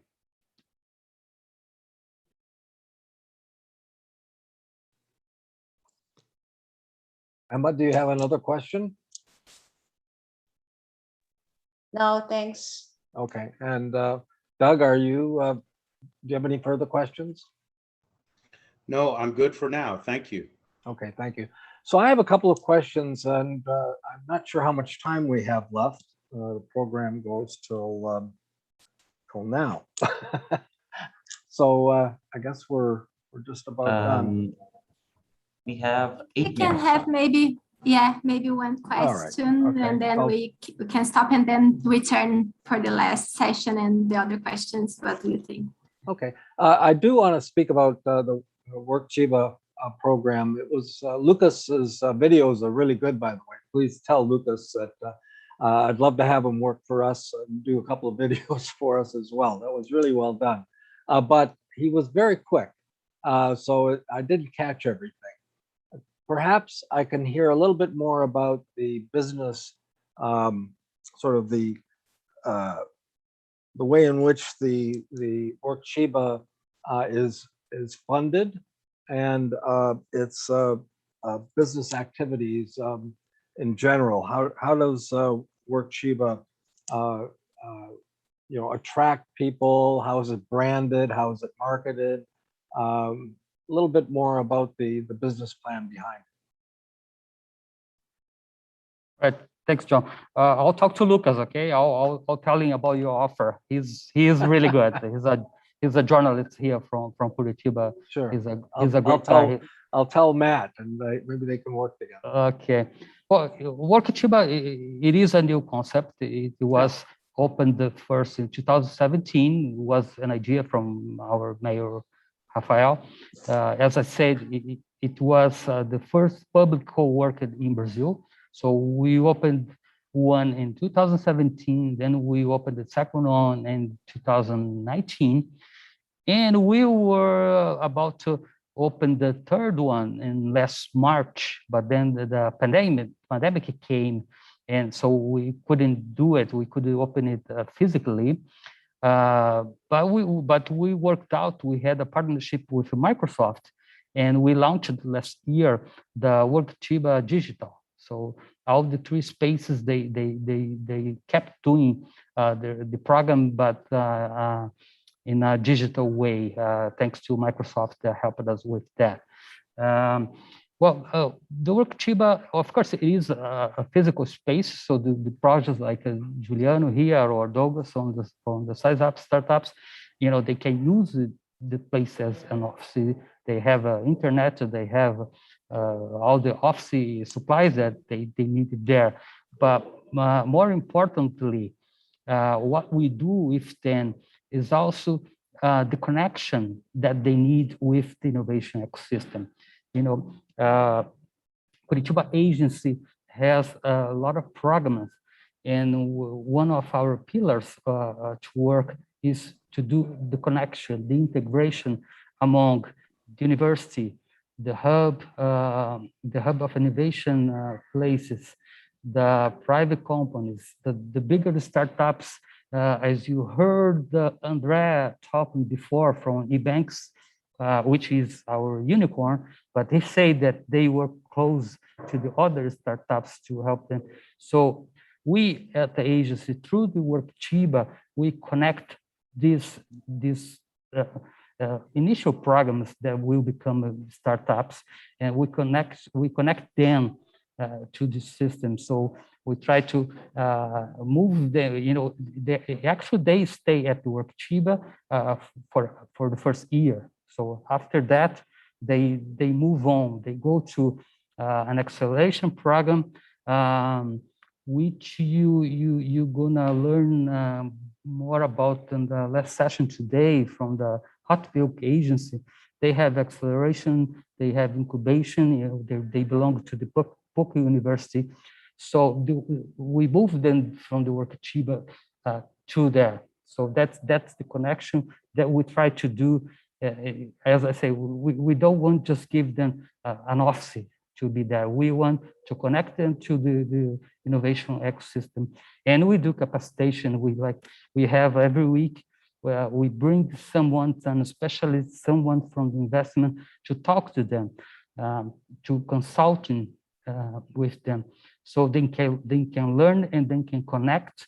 So we can give them all the tools that they need for their startups really to grow and move on.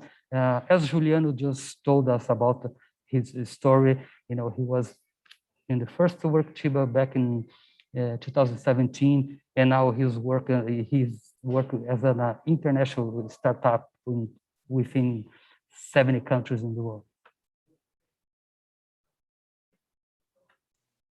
Great, thank you. And going from Workchiba to Curitiba, how do you brand and promote your city from an economic development point of view for the purposes of getting out your competitive advantages?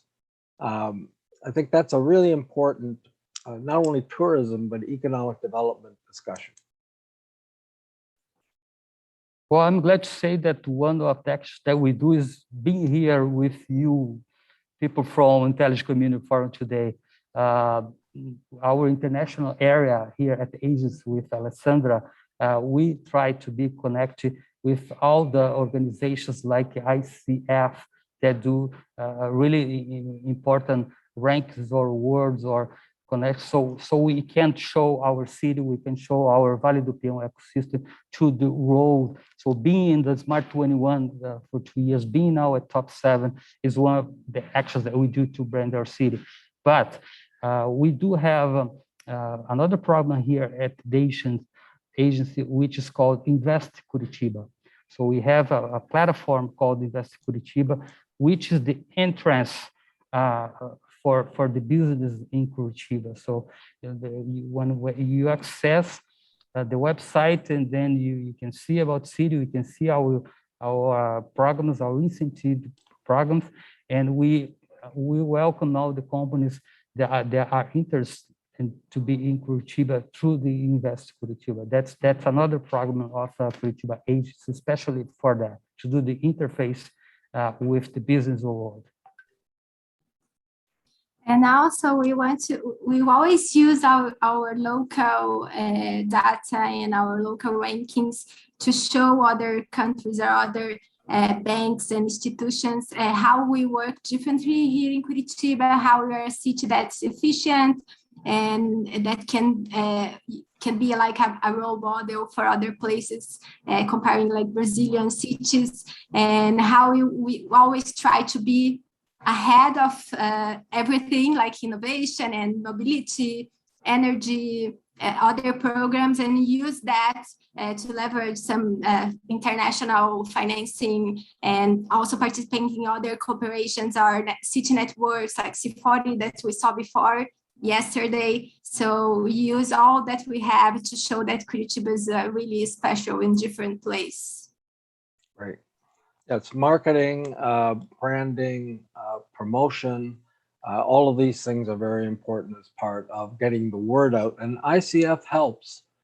We can, we have a good global megaphone to get the word out about cities all over the world, but each city needs to do its own, and people, focus on this. And I think what you've been showcasing so far today and yesterday are tremendous examples. And the mayor says it, that the city is a real beacon of innovation. And I think that is a great branding effort to showcase your entrepreneurship and so forth. So thank you for that. I know that we're behind time, so I'm going to pass it back to you and to take the break, and we'll continue the program. Thank you very much. Yeah. Yes, Thank you, before John. Guilherme, Okay. Go before ahead, Guilherme Paulo. takes again, we are have a delegation of Curitiba going to Expo Dubai in October. There's going to be a week of the Paraná State in the Brazilian pavilion. So we're going to have a delegation from Curitiba where we're going to show the city, brand the city, and try to attract more investments for our city. Thank you, Guilherme, please. Sorry, Paul. So, okay, let's take our 5-minute break. We'll resume the presentation in 5. And, well, you can turn off your mics and cameras then. See you soon.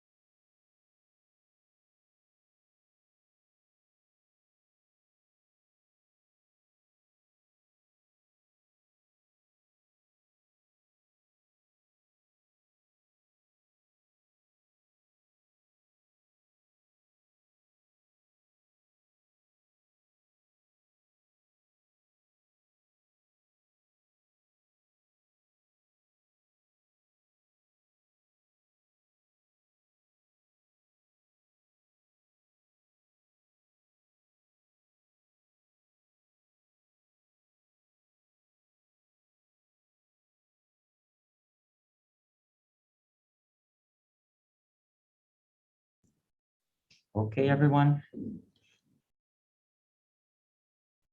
Let's get back.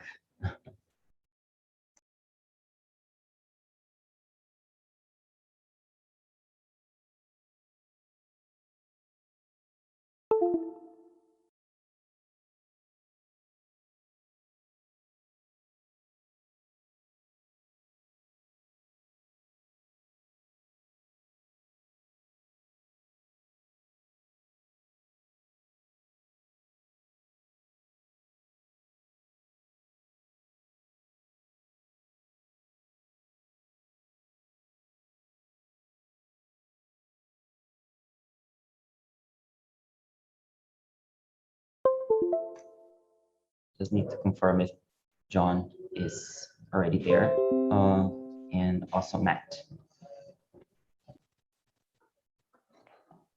Okay. Sorry, I was responding to some emails. No problem, John. Okay, thank you. Great, and it looks like Doug is here with us as well, so we are good to continue. Thank you. Yes. So, well, here we are at the last half of our virtual visit. I hope you guys are having a good time, and let's go. So we'll start now by touching on the topics of technology, security, and connectivity. And to start, let's share a video about our Wi-Fi project. Marcelo.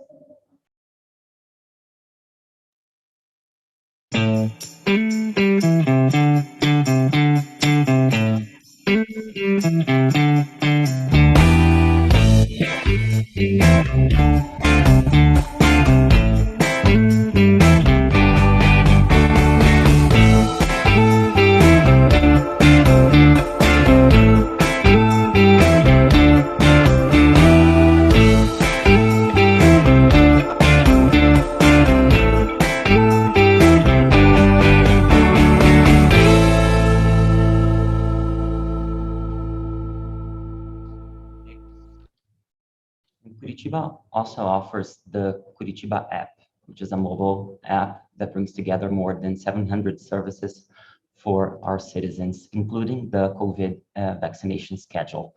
Marcelo works at the Curitiba agency, will do a demo to show us how the app works. Good afternoon, everyone. It's an honor to be here to present in Curitiba app. I start sharing my screen, just a second.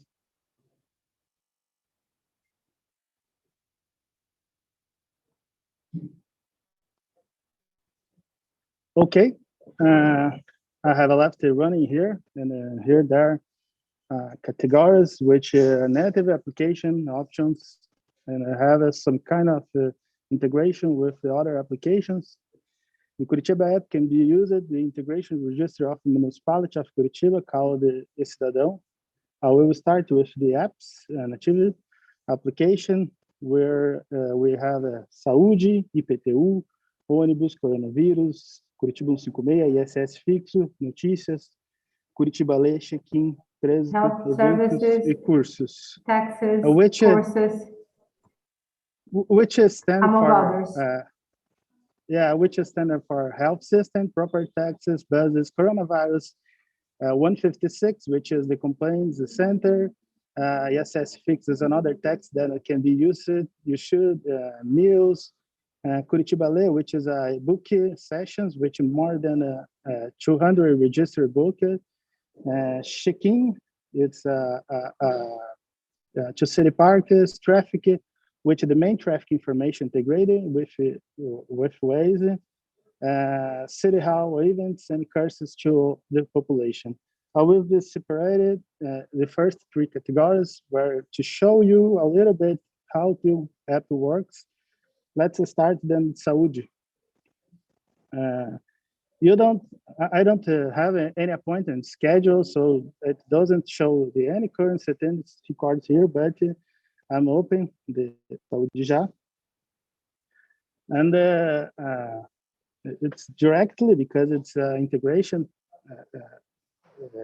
application here. And this is health application system. So here they already showed the health data are. And I go into the main meeting right now, which is the coronavirus section. Here's the already, it's a hotspot today. And I click it with it. Sorry for that, just a second.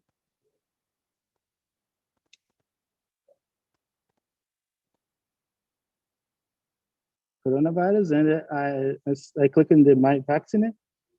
This is a hotspot today.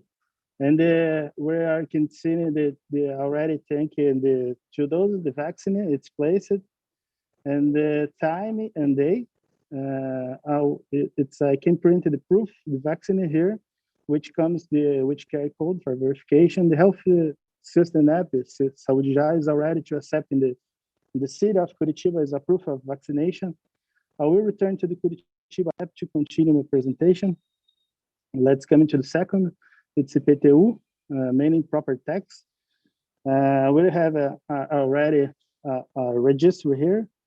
You can see the 7, the statement have already been paid, and you're able to pay the 8 statement. Just select that and put the date in the want, and issue the payment is slip, and generated my barcode to pay any bank, and then I just copy the barcode and make a payment. That's simple. Let's come into the other part here. The third, it's the bus, and the bus is meaning bus tracking. Here's a possibility to make a itinerary from the which and the region destination. So I'm going to put the 2 addresses here. Let me put the second.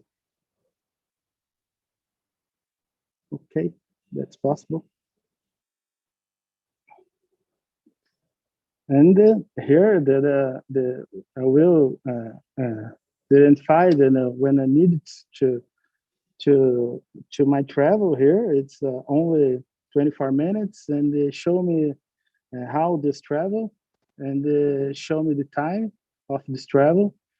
The simple like that. It's if I can select which the route is the best or the fastest. Again, the able to identify if integrated, or I need to buy a second ticket.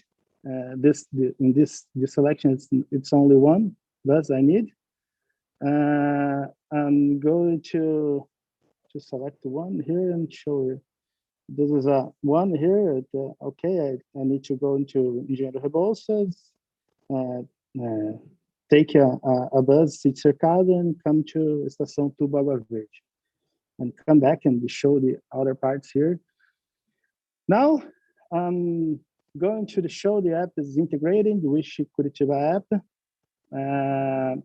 We have a series of such appointments, education, sports, but I would like to one particular, which is Curitiba Wi-Fi. Then the video before that. I'm going to the click and on, and I'm ready to show me a summary how it works. Then I click on the button, the just integration here. And this integration, I will ready to recognize me do integration with Cidadão. And I wish it just simple the click in the login Wi-Fi Curitiba here. And it's already to use it on the various Wi-Fi spots in the city. Would like to log on and authorize to use on. And this is one of the benefits of the Curitiba app. Okay. Easy to use, and the integration with the various apps and application in the city. And the last part of the show you, it's a service tab. Then it has 29 categories, divided into 29 categories. In these categories, we have registered more than 700 services from Curitiba. I will be opened some feed here, one feed as an example to make it possible to find several services. And this category is listed here.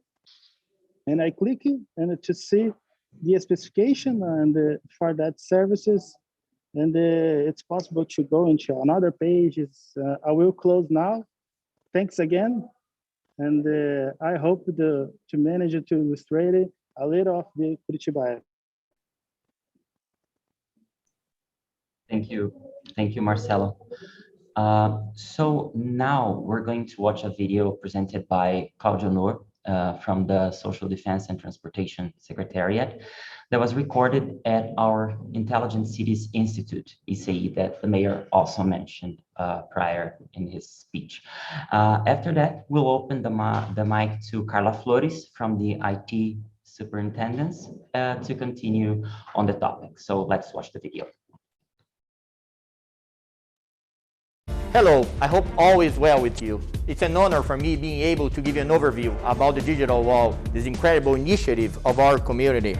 I'm here at the Operational Control Center of our digital wall, this important project designed to provide more safety to our fellow citizens and visitors.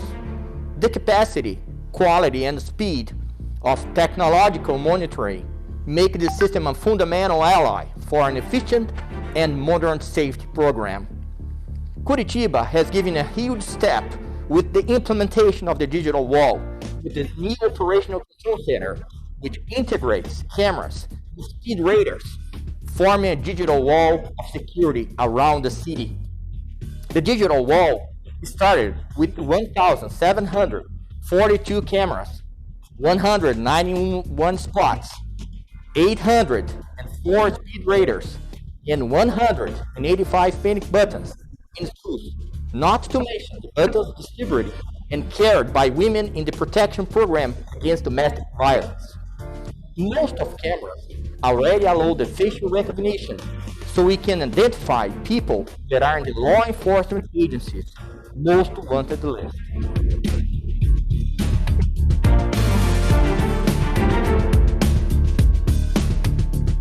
The system coming soon will integrate intelligence body-worn cameras, expanding the use of technology for law enforcement personnel in the streets, enhancing responsiveness and effectiveness while skyrocketing agility in real time. Beyond the installation of modern cameras in every city school, the safety equipment are also in strategic spots, such as the interstate bus terminal, the citizenship street in the boroughs, and in the city road entrances and exits. We are going to install them in buses, terminals, and 2 bus stations. Technology is essential, but when used with an integrated law enforcement network at all different levels, makes a great difference. Therefore, we will be integrating our system with the state-level law enforcement agencies in order to extend the information and the actions. We are also going to connect private cameras in the city system, integrating the digital wall to the private security systems that are already functional within the city. Another project of Smart City for Curitiba intends to bring together technology and artificial intelligence in order to connect both the transit and traffic management, public transportation system, and civil defense. Okay. Carla, good afternoon. Can you tell us a little bit more about the digital wall?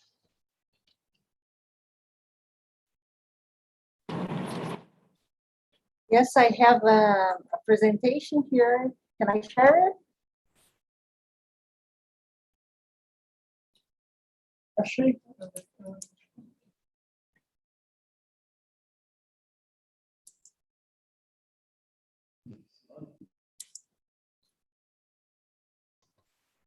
Yes, we can see it now. can you see it? Okay. I have the task to give a quick overview of the digital project.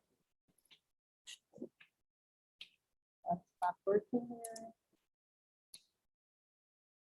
Well, what is the digital wall?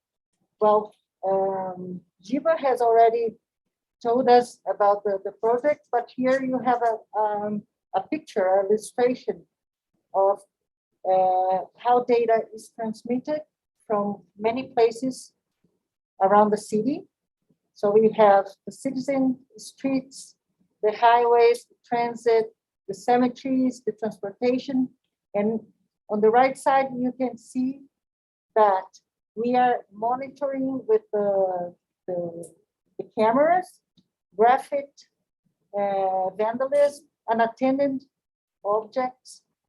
We have facial recognition.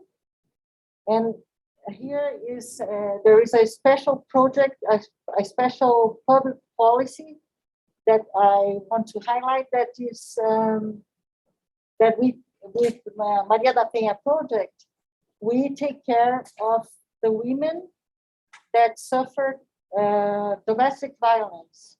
So they have a necklace that they can push the button, and immediately a police officer will go to her house to help her.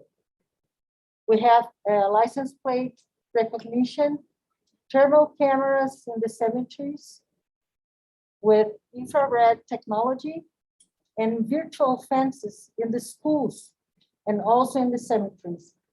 Another thing that I want to highlight is that we chose to put the cameras in 185 public schools because we believe that the public schools are the places that are closer to the community. And so we can cover, you know, all the neighborhoods. And also we are planning to give body cams for the police officers. We are acquiring as a service more than 500 body cams, and also cameras that are being installed inside the police cars. But how we do it? We do it under the governance. The governance is the umbrella that shows how we manage the digital world. So compliance, the 4 blocks of governance: compliance, accountability, transparency, and citizen participation. For compliance, I mean that we are establishing the roles of the stakeholders, because we have many departments that are participating in this project. We have the administration department, the defense department, the education affairs department. So we have all these departments, and we have to establish the different tasks they relate with the project. We have compliance with the general data protection regulations, compliance with data storage regulations, because we have to keep the data for 30 days, and this data can be retrieved only by authorized personnel. And we also comply with municipal, state, and federal laws. We have also permits, because some of the cameras are in historical places, so we have to get these permits to install the cameras. As for accountability, we all the equipment we hire as a service, so we can get corrective and preventive maintenance. And we also have a dashboard to control the camera's operation, so we can have key performance indicators for decision-making. As for transparency, we comply with the Free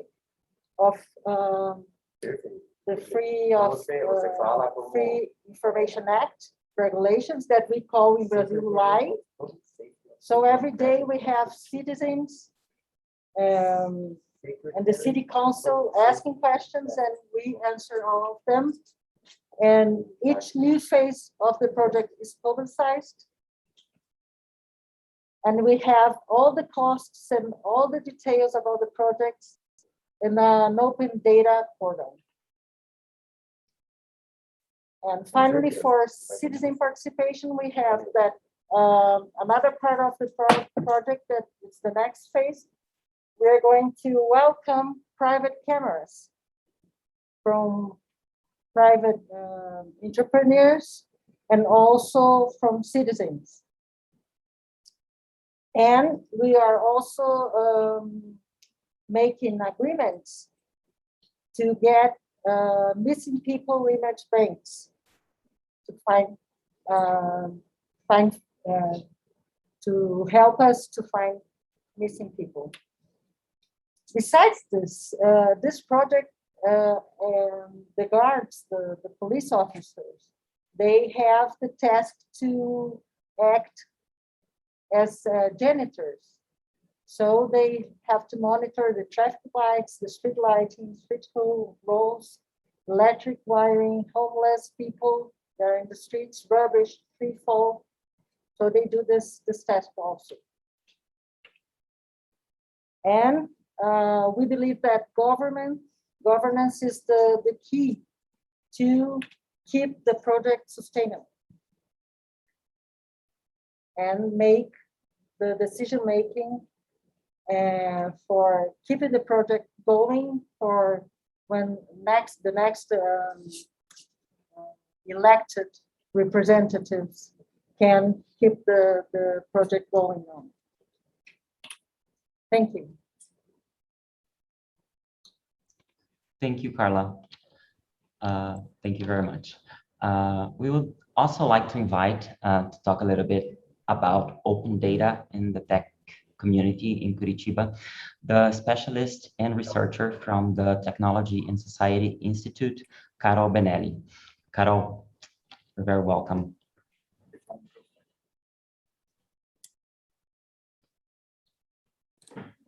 Thank you, Guilherme. Hello, everybody. Hello, everybody from ICF. It's a pleasure to be here. Thank you for inviting me. I'm going to talk a little bit about the Open Data Committee and just introducing a little bit about myself. My name is Ana Carolina Benelli. I'm a researcher at ITS. I'm also director of Link Data, a company over here in Curitiba, and I am also the co-leader of the Open Data Technical Committee, which is a committee that is under the Innovation Council of Curitiba, right? So besides the Open Data Committee, there is the Governance Committee, there are other committees, but at the Open Data Committee, I am co-leading this committee with Eduardo Agostinho from the PUC Smart Cities Institute. So I'm gonna share my presentation with you, just a few moments, please.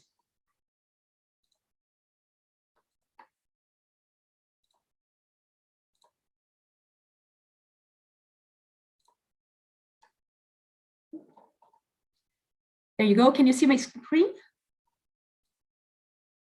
Yes. Yes. All right. Thank you. So let's go for it. Just to begin and to put everybody at the same level, because open data is not such an easy concept, not such a common concept. Open data is pretty much every data that is accessed and available to all population. So it means that it's not on a PDF format, it's not a PDF file, but it's on a CSV file. And it's also, the recommendation is that this file is not on a proprietary software like Microsoft or Excel, but it can be on a format that can be open in all softwares. Also, open data can be reused and distributed to everybody, and this way I can make more analysis over the data that the city of Curitiba has given to us citizens. Also, the open data has universal participation, which means that not only this company or this sector of company can be part and can access this data, but everybody can, as well as the universities, not only federal university, but all universities can be part and access this data. So basically, to explain what we actually do on our committee is to gather university, society, companies, and government under the same umbrella, encouraging all the private sector and other stakeholders to build applications that the government has not yet considered or does not have the resource to create. So that's basically the concept of government as a platform. And also, the Open Data Committee is this place where Carla has just demonstrated to us that we can have access to this information as a transparency. So Carla is also part of this committee, and we gather specialists from the government as well from the society and academy that have this interest in this topic. We do know that open data is a quite important topic for smart cities as well. Once the open data is quite important, so the government can provide this data as an infrastructure. This way, private market can create data and services for the society. And also, it's important to remember that all the public service information has the vocation to become an open data.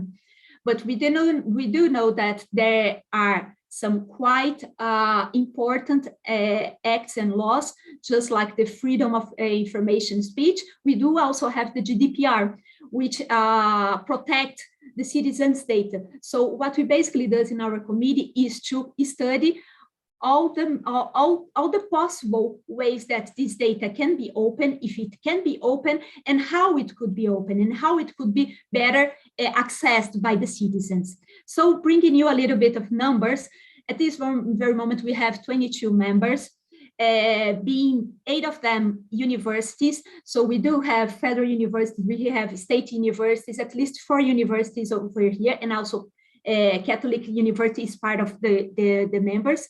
We do have private companies, we do have startups, which have their business model based on this open data. They can be such as traffic, they can be open data about how the education goes in the city of Curitiba, or we can give several examples of how Curitiba's data can be used as a business model. We also have all the specialists in the government of Curitiba, in the City Hall of Curitiba, that are linked to data. So Marcelo is one of them, Carla is one of them, and we do have all these stakeholders talking to NGOs, talking to universities, talking to startups to see how we could offer better data and data for good for all our society. So we basically have 4 working groups, being the first one of them, and which has been giving a great contribution lately, is the legislation and regulatory impact of open data. So basically what they do is to analyze the regulatory framework on data use and mapping the possibilities for public service users. And we also have a special attention on general data protection regulation over here in Brazil, which we call LGPD. We also have the Agile Open Data, which is a working group formed only by government members. And what they do, they pretty much they gather all the information that we have from society, and they try to implement it in their framework of their process in the government. So that's pretty much what the group of Agile Open Data is part of and does, which Carla is a member, for example. And for these years, they plan to give a full diagnosis of municipal data sets, as well as to improve the data governance in the City Hall of Curitiba. Furthermore, we have over here the Open Data Analysis Group. This group is making a diagnosis of the demand for solutions for the city using open data. So they basically, what they do, they go over to WIPUC or other governmental institutions and ask, where is the problem at this very moment? What is the difficulty that you have? So they pretty much bring this issue, and they bring to the Open Data Committee, and we can check which stakeholder could help in this issue. They are also checking with the City Council, Innovation City Council, how to make open for proposal that startups, academy, and society could help the Curitiba City Hall to implement. Also, we have the last working group, which is the one which I'm part of, is the Open Data Ecosystem. What we pretty much do, we do the whole mapping of the ecosystem and check how the sector talks to each other and how they can help each other. So basically, we do this stakeholder mapping. We also help to make a diagnosis of open data of this open data portal of Curitiba.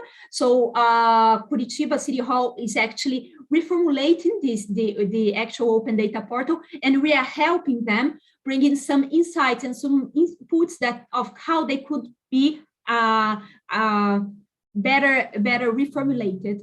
And also over here in our open data ecosystem, we have an initiative that maybe one of my colleagues over here might have talked about, is the city's Coalition for Digital Rights, which is also an initiative that Curitiba has just become part of it, and we will probably start to work with that later on. So that is basically what I would like to show you a little bit of what's going on in the Open Data Committee over here. And if you have any questions, I am available to talk with you guys. Thank you. Thank you very much, Ana. Yeah, maybe the ICF will have some questions, then we'll address those at the Q&A session later, okay?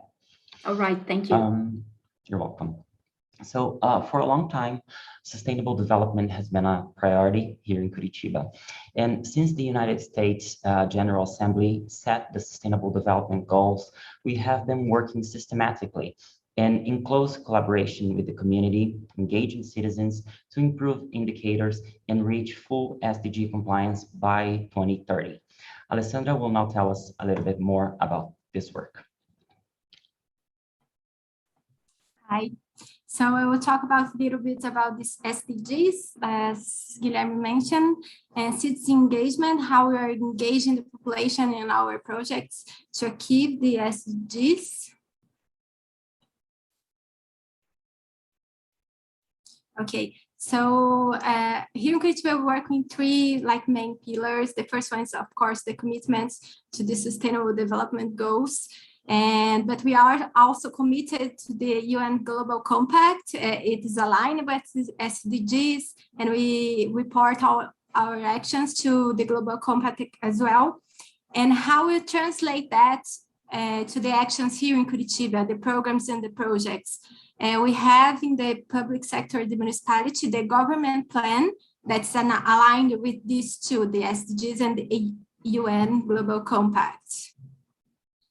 The government plan is made by the mayor and his team every 4 years, as our mayor's term here in Curitiba.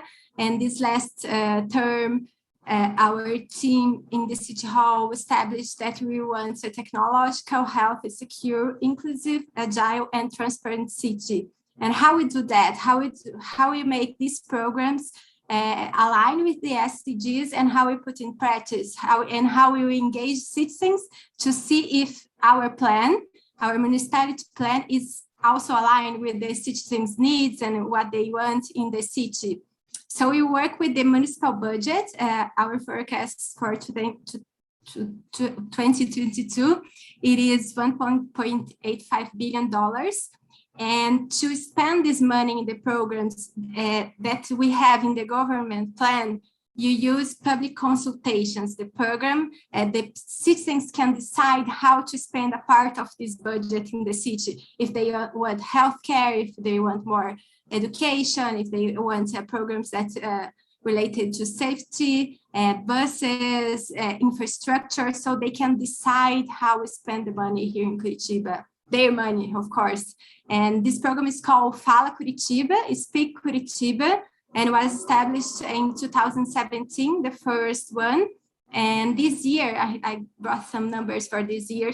We had a mixed consultation. We start online because of the pandemic, but then because it's 2 phases. In the first phase, the citizen can decide the global projects that they want to be prioritized by the municipality.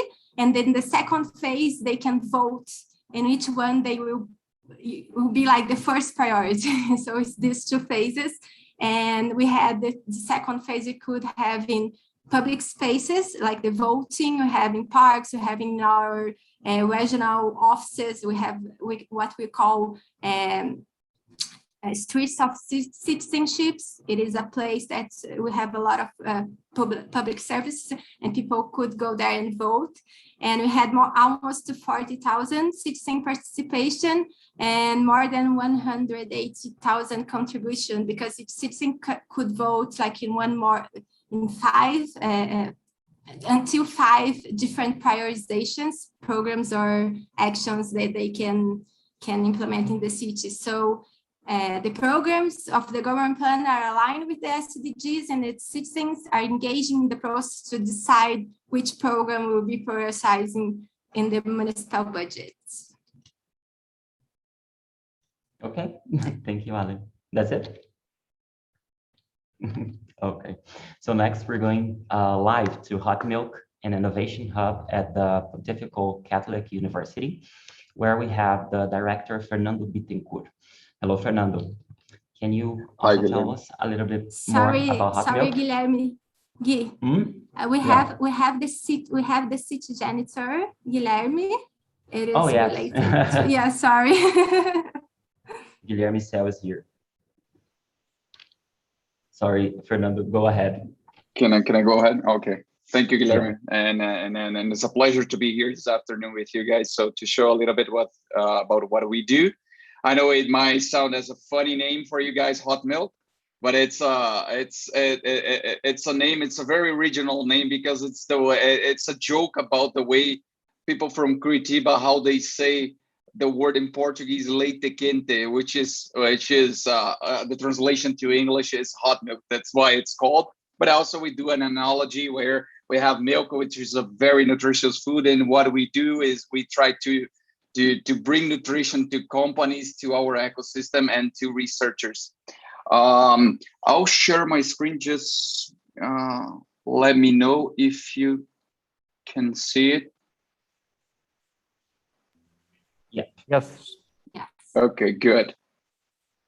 Yeah, I'm a university professor. Actually, I work on biotechnology, but I've been the director for Hot Milk since the end of 2017.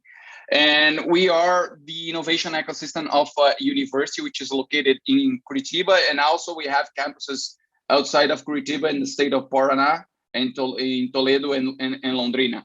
And we are a sector of the university. And what we do, we try to connect the university with the community, with companies, to bring research and also to develop businesses around our area. We are right at the heart of the Vale do Pinhão. And many of the numbers I'm showing you here today, it's not only ours, it's also a work of a whole group that we are connected with. So we basically, we have a physical location with 2 buildings, roughly 6,300 square meters, where it's our physical hub, but also since the pandemic, we also are a virtual hub. So we use, of course, we also use all the labs from the university, all the highly qualified personnel, researchers from the university, together with a large experience that we have helping large corporations to do their open innovation programs. And I'll show in a little bit all our pillars. And as I said, researchers, this hub connects also in venture capital firms, science and tech institutions, and so on. So what we try to do is to have extremely connected community that is able to work on entrepreneurship and innovation. So our pillars are based on our tech park, where we have roughly 40 companies today, anywhere from large corporations like Siemens and Nokia, and also small corporations like startups with only 1 or 2 chairs in a co-working space. Also in this place, we have two labs, one center for research in artificial intelligence, another one for electronic games, which belongs to the university. But the idea is to bring researchers to habitat to be inhabitants of this ecosystem, so they can have collisions with other people and think about innovation and projects together. Our university has a strategy to work mainly on applied research. So most of our researchers, they work together with companies to bring solutions to their problems. We also have we work, our sector itself works also with education on entrepreneurship and innovation. So we have an innovation school for our persona as collaborators from mostly from large and medium corporations that they want to bring innovation to their day-to-day work, and they don't know how to do it. So we help with our experience to unlock ways of doing innovation in their companies. And also we foster many different courses and programs to our university students, so they also can bring that they can learn not only how to start a business, but also entrepreneurship is an attitude, so they can learn how to behave and how to be prepared for the world they will be facing ahead when they graduate. And lastly, we also work with innovation. We have an incubator and an accelerator, both for startups. And we, as I said before, we help large corporations to innovate, to do their digital transformation through the connection with startups. So just a quick overview. This is just to represent, these are the 2 buildings we have and where all the companies are. We have, it's a very open space, many co-working spaces and meeting rooms and different lounges and different things, so we can provide the right environment so people can collide and do business together. And it's very open to the community and very open to all our partners. And here's some of the events. Last year we had over 60 events, which has impacted over 20,000 people. This is our entrepreneurship education program, where we have anything from disciplines on different courses of our university. We have also an institutional program, which is called PBAP, where we work with the students through an educational program for 1.5 months, and then we give them some money so they can invest on their ideas and test them on the market. So we have anywhere from courses to programs like this, so they can freely test, and it's a risk-free program.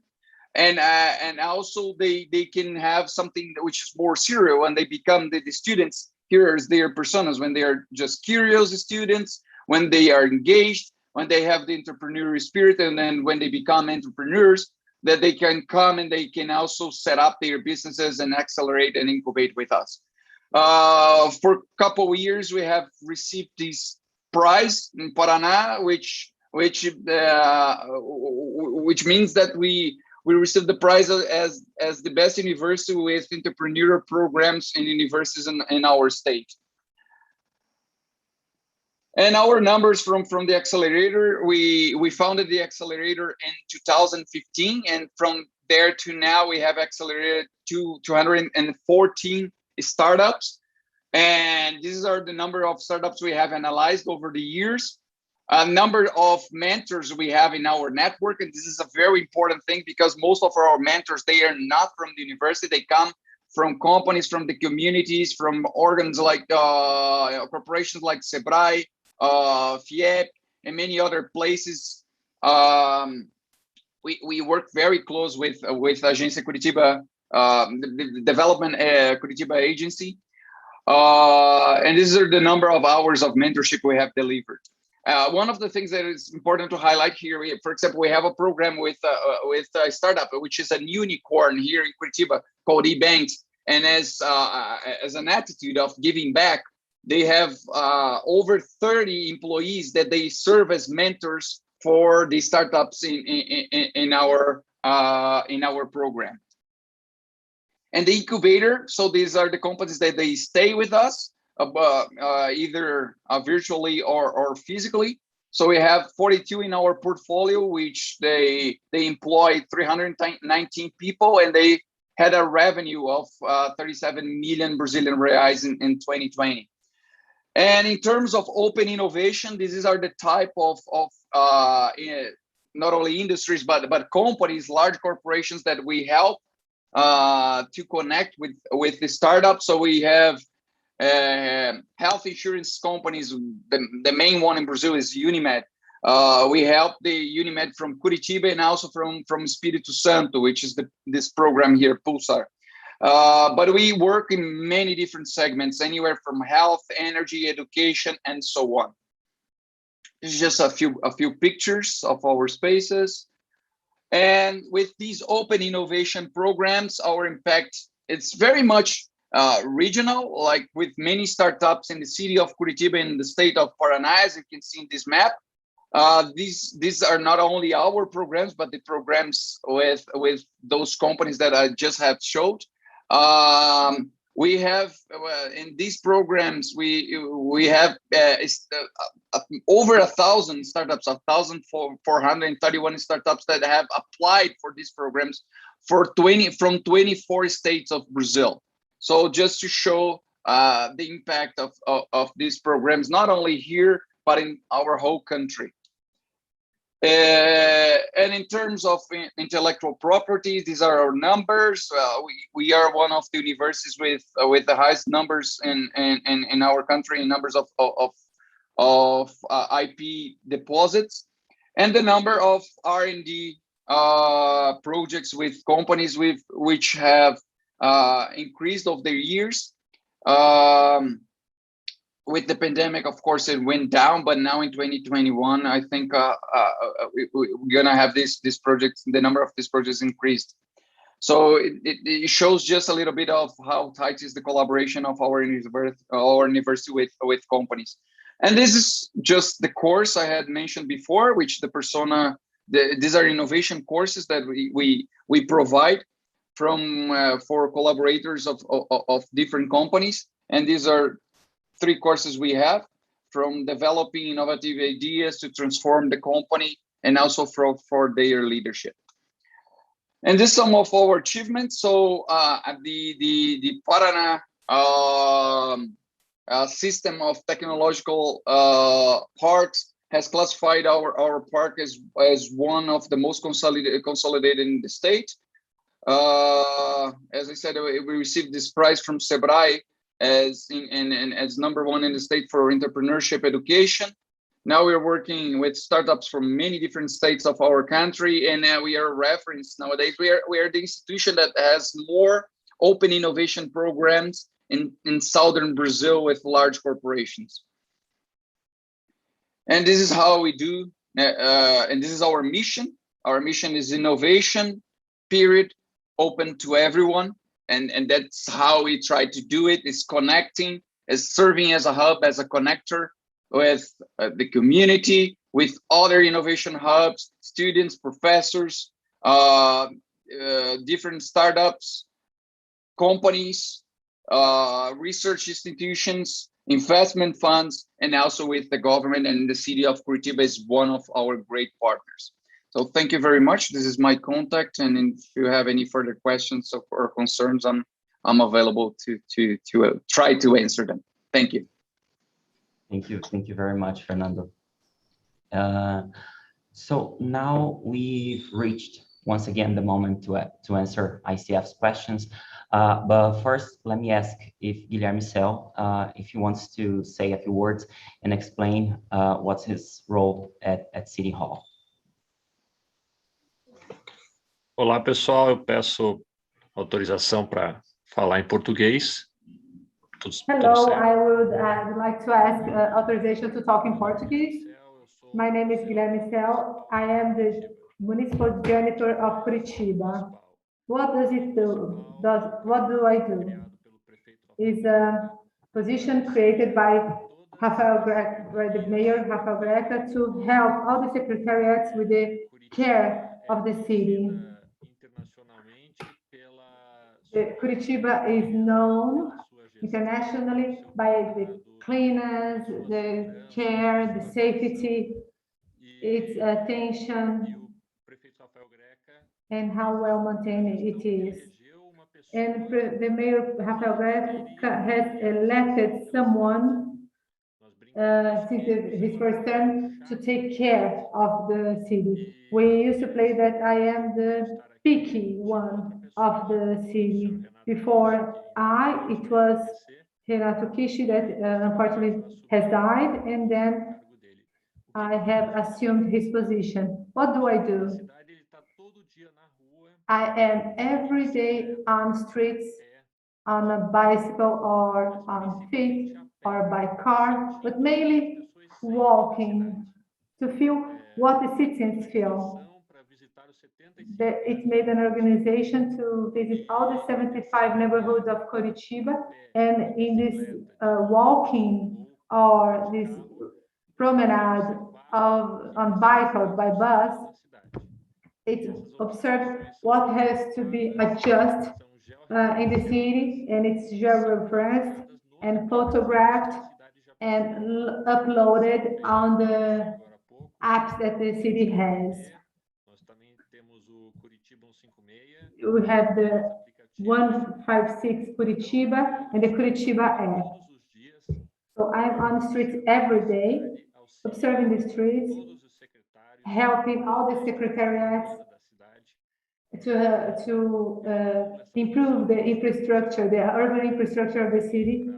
I'm here as a volunteer because naturally I like this urban activity. I have the broken windows theory that Rodolfo Giuliani has used in the 90s in New York. That sometimes a small intervention, sometimes a small hole or a broken window or some wasted in an unappropriated place generates a series of other issues vicious to the city. And as I said before, I'm hunting problems in the city every day, but also hunting solutions. I think it's an excellent idea. The urban janitor has a partnership of the city. I'm not here to generate any conflict. We're here to help because we are part of the urban structure as well. But the urban janitor is on the city, in the city, following all the social movements, the groups, the different social groups, the neighborhood associations, the WhatsApp groups, everywhere that we can be following up, we are. We have to be connected to the 156 Central, where it's the Central Information Center that there is for more than 20 years, where we collect all kinds of information. I report everything there. Everything is through this 156 Central. Has in Curitiba, has in New York, in any other city around the world. There is a urban monitoring urban center. So it's important that people report there it's important that all the public secretariats have data. We do this management over data, not over assumptions. So this Jennifership, it's made through data. I don't want to interrupt, but So I'd like to invite next to say a few words as well, Coronel Péricles de Matos, who's the Secretary of Social Defense and Transportation of Curitiba. He's also here at our meeting. So thank you for participating, Secretary, if you'd like to go ahead. Senhoras e senhores, boa tarde. Em primeiro lugar, gostaria... Ladies and gentlemen, good afternoon. I would like to greet the entire staff of the Intelligent Community Forum. I would like to thank for the opportunity to be part of the selection project. And we would like to highlight our function with technology, mainly with our inclusive approach with products, reaching everybody, people who were, and we would also like to take into account our respect for nature, the participation of men in a very harmonic manner. Our programs, our products have this nature, this purpose. Thank you for the opportunity. And I greet you all straight from Curitiba. Okay, John, please go ahead. John, a palavra é sua. Well, thank you, everyone. I really appreciate everybody's participation today. Unfortunately, both Doug and Emma had to leave at the top of the hour, and I see that we are now extended to the top of the hour, so we don't have much time left.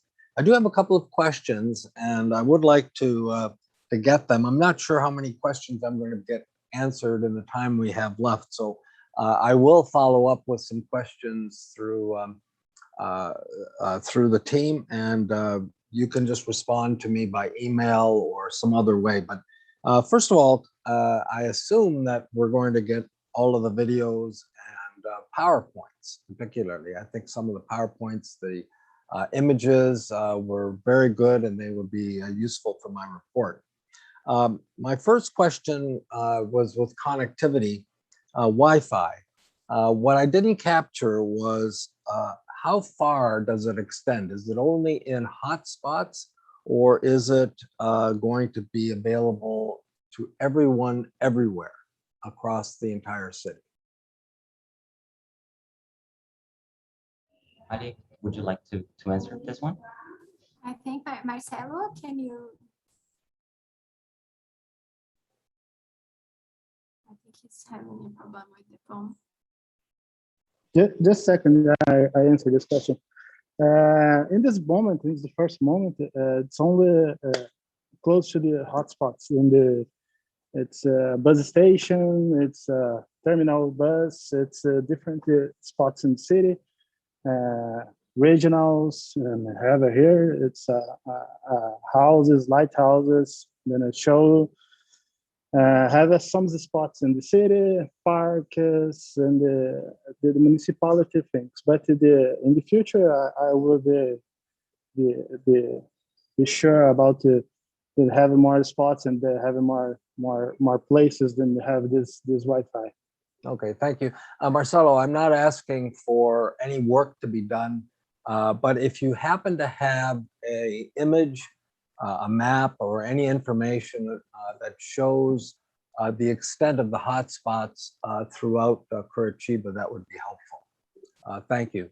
The second question. Just complete this answer. We have now 254 points in these points of Marcelo said, and it's growing of the pass of time. Great, thank you. Uh, the extent of the connectivity throughout the city, no matter what form it happens to be, can I go to the question of affordability? Because part of the social equity question is how extensive is the connectivity for any of the people, the citizens, the youth, the elderly, and the companies throughout the city? How accessible and how affordable is it? It's me again.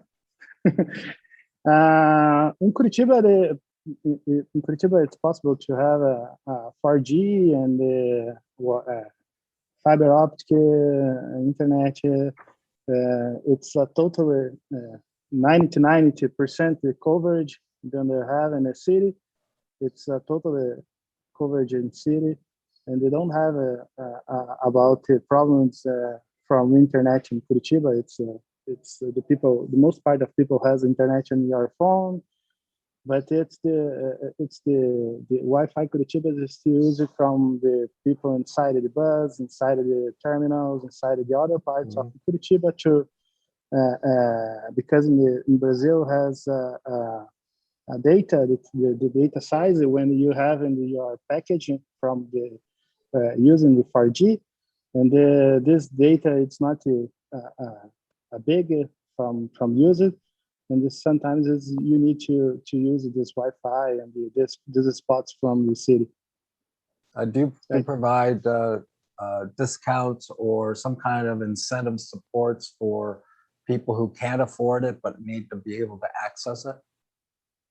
Yes, it's in the some points of the city has the QR code from your hotspot, and this QR code will live into the page from Connect and explain from the people how works that. It's they need to simple forms to apply, and there's a form after there's a form. Okay. It's use that, and you have 30 megabytes in the each hotspot in the city. Okay, great. The mayor said that 5G isn't there yet, but you're set up to receive it once the some of the political or other administrative issues get sorted out. Is there a estimated time frame for delivery of 5G in your community? Next year, the year Yes, after? I think. Yeah. Alessandra, go ahead. Yeah, the national bidding will be probably next October. So I believe end of this year, beginning of 2022, we'll have 5G here. Okay, thank you. The greatest problem now, John, so you understand, is that the federal government has to do the bidding process for the frequencies. Yeah, and it's I heard that. Yeah, it's taking a long time. Yeah, no, totally understand. It's a big issue for other places around the world. But Curitiba is ready on the legal point of view to prepare to receive those new antennas and technology. Is it likely that it'll be Huawei that'll be the provider of 5G? I'm sorry, which one? Huawei from China. Huawei, yeah. It's okay. Probably right. Yeah. Probably it's the one of this company to trying to provide the 5G from Curitiba, but it's the problem. It's about that. It's Huawei. It's the problem in the United States and Brazil. I know. Have the same idea about that. Yeah, I remember when Trump was putting a lot of pressure on Brazil and other places. Yes, this is the same here in Brazil. But in 2019, we have a law of support of infrastructure for 4G and telecoms, and we deliver more practical policies to private investment of these telecoms in the city, and this law, this paper of law promoted a huge investment to these telecoms agencies as Vivo, TIM, Claro, here in Curitiba. It was in 2019. I know we don't have much time left. I'm just going to ask one more question, and that has to do with the digital wall. I heard everything. It's a fantastic feature of the city. I've seen many digital walls around the world. Yours is exceptional. But I always have a question related to the private citizen. Every city that I go to where they have a digital wall and there's monitoring and much information being shared around open data and so forth, there's always somebody that has a question around privacy. How are you dealing with the privacy issues in your community around that?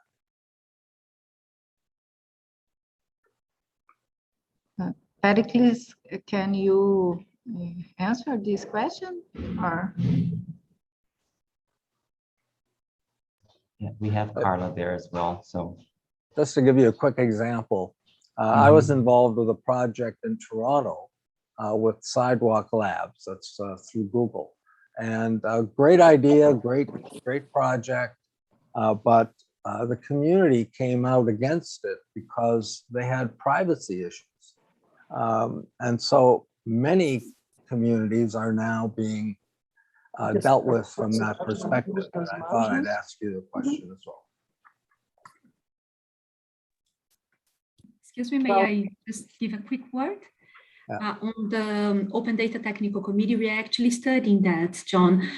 We do have some quite researchers that are giving this focus on GDPR, General Data Protection Law, and also has just joined the Cities Coalition for Digital Rights. So, and that is an issue that we have been studying as well. The Cities Coalition for Digital Rights, they pretty much guarantees the citizens their rights about their data, about the whole technology. So I can tell you from the stakeholder perspective and from the committee perspective that this issue has been addressed and has been studied from all the members, government, academy, private company. So we are all quite focused on that as well.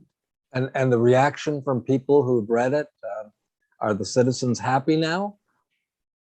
Well, they are also asking questions about this, actually.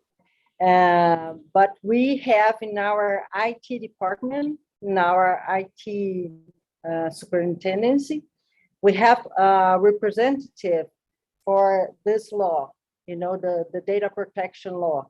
So he is the main representative for the whole municipality. And we take care of everything, you know,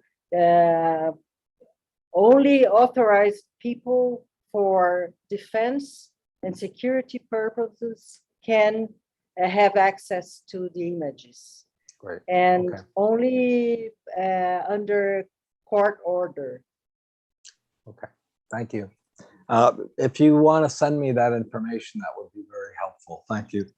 And I just want to say, you know, listening to you with about the open data processes, it reminded me of a program that I was involved in last year called the Ethical Smart City Guidelines. So if you're interested, I will communicate with you around that whole program as well. And finally, great idea. Hot milk is an exceptional program. Congratulations. I'm looking forward to reading more about that. Again, thank you everyone for taking your time on this.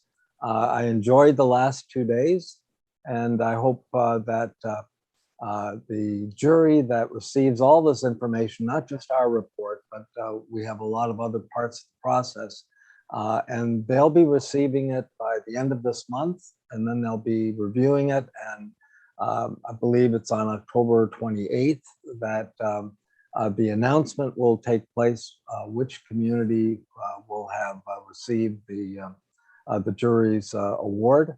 But in the October 26th to the 28th, we will also showcase each of the cities that are competing at our summit, and the opportunity to showcase part of the program that we've taken over the last 2 days will be recorded, and segments of it will be repeated. We hope to see some of you there. We'll make sure that we provide some passes, and we look forward to seeing you again in October. Thanks again. You've been wonderful people. Thank you. Thank you, John. Thank you, Thank you, John. John. Thank you, Joe.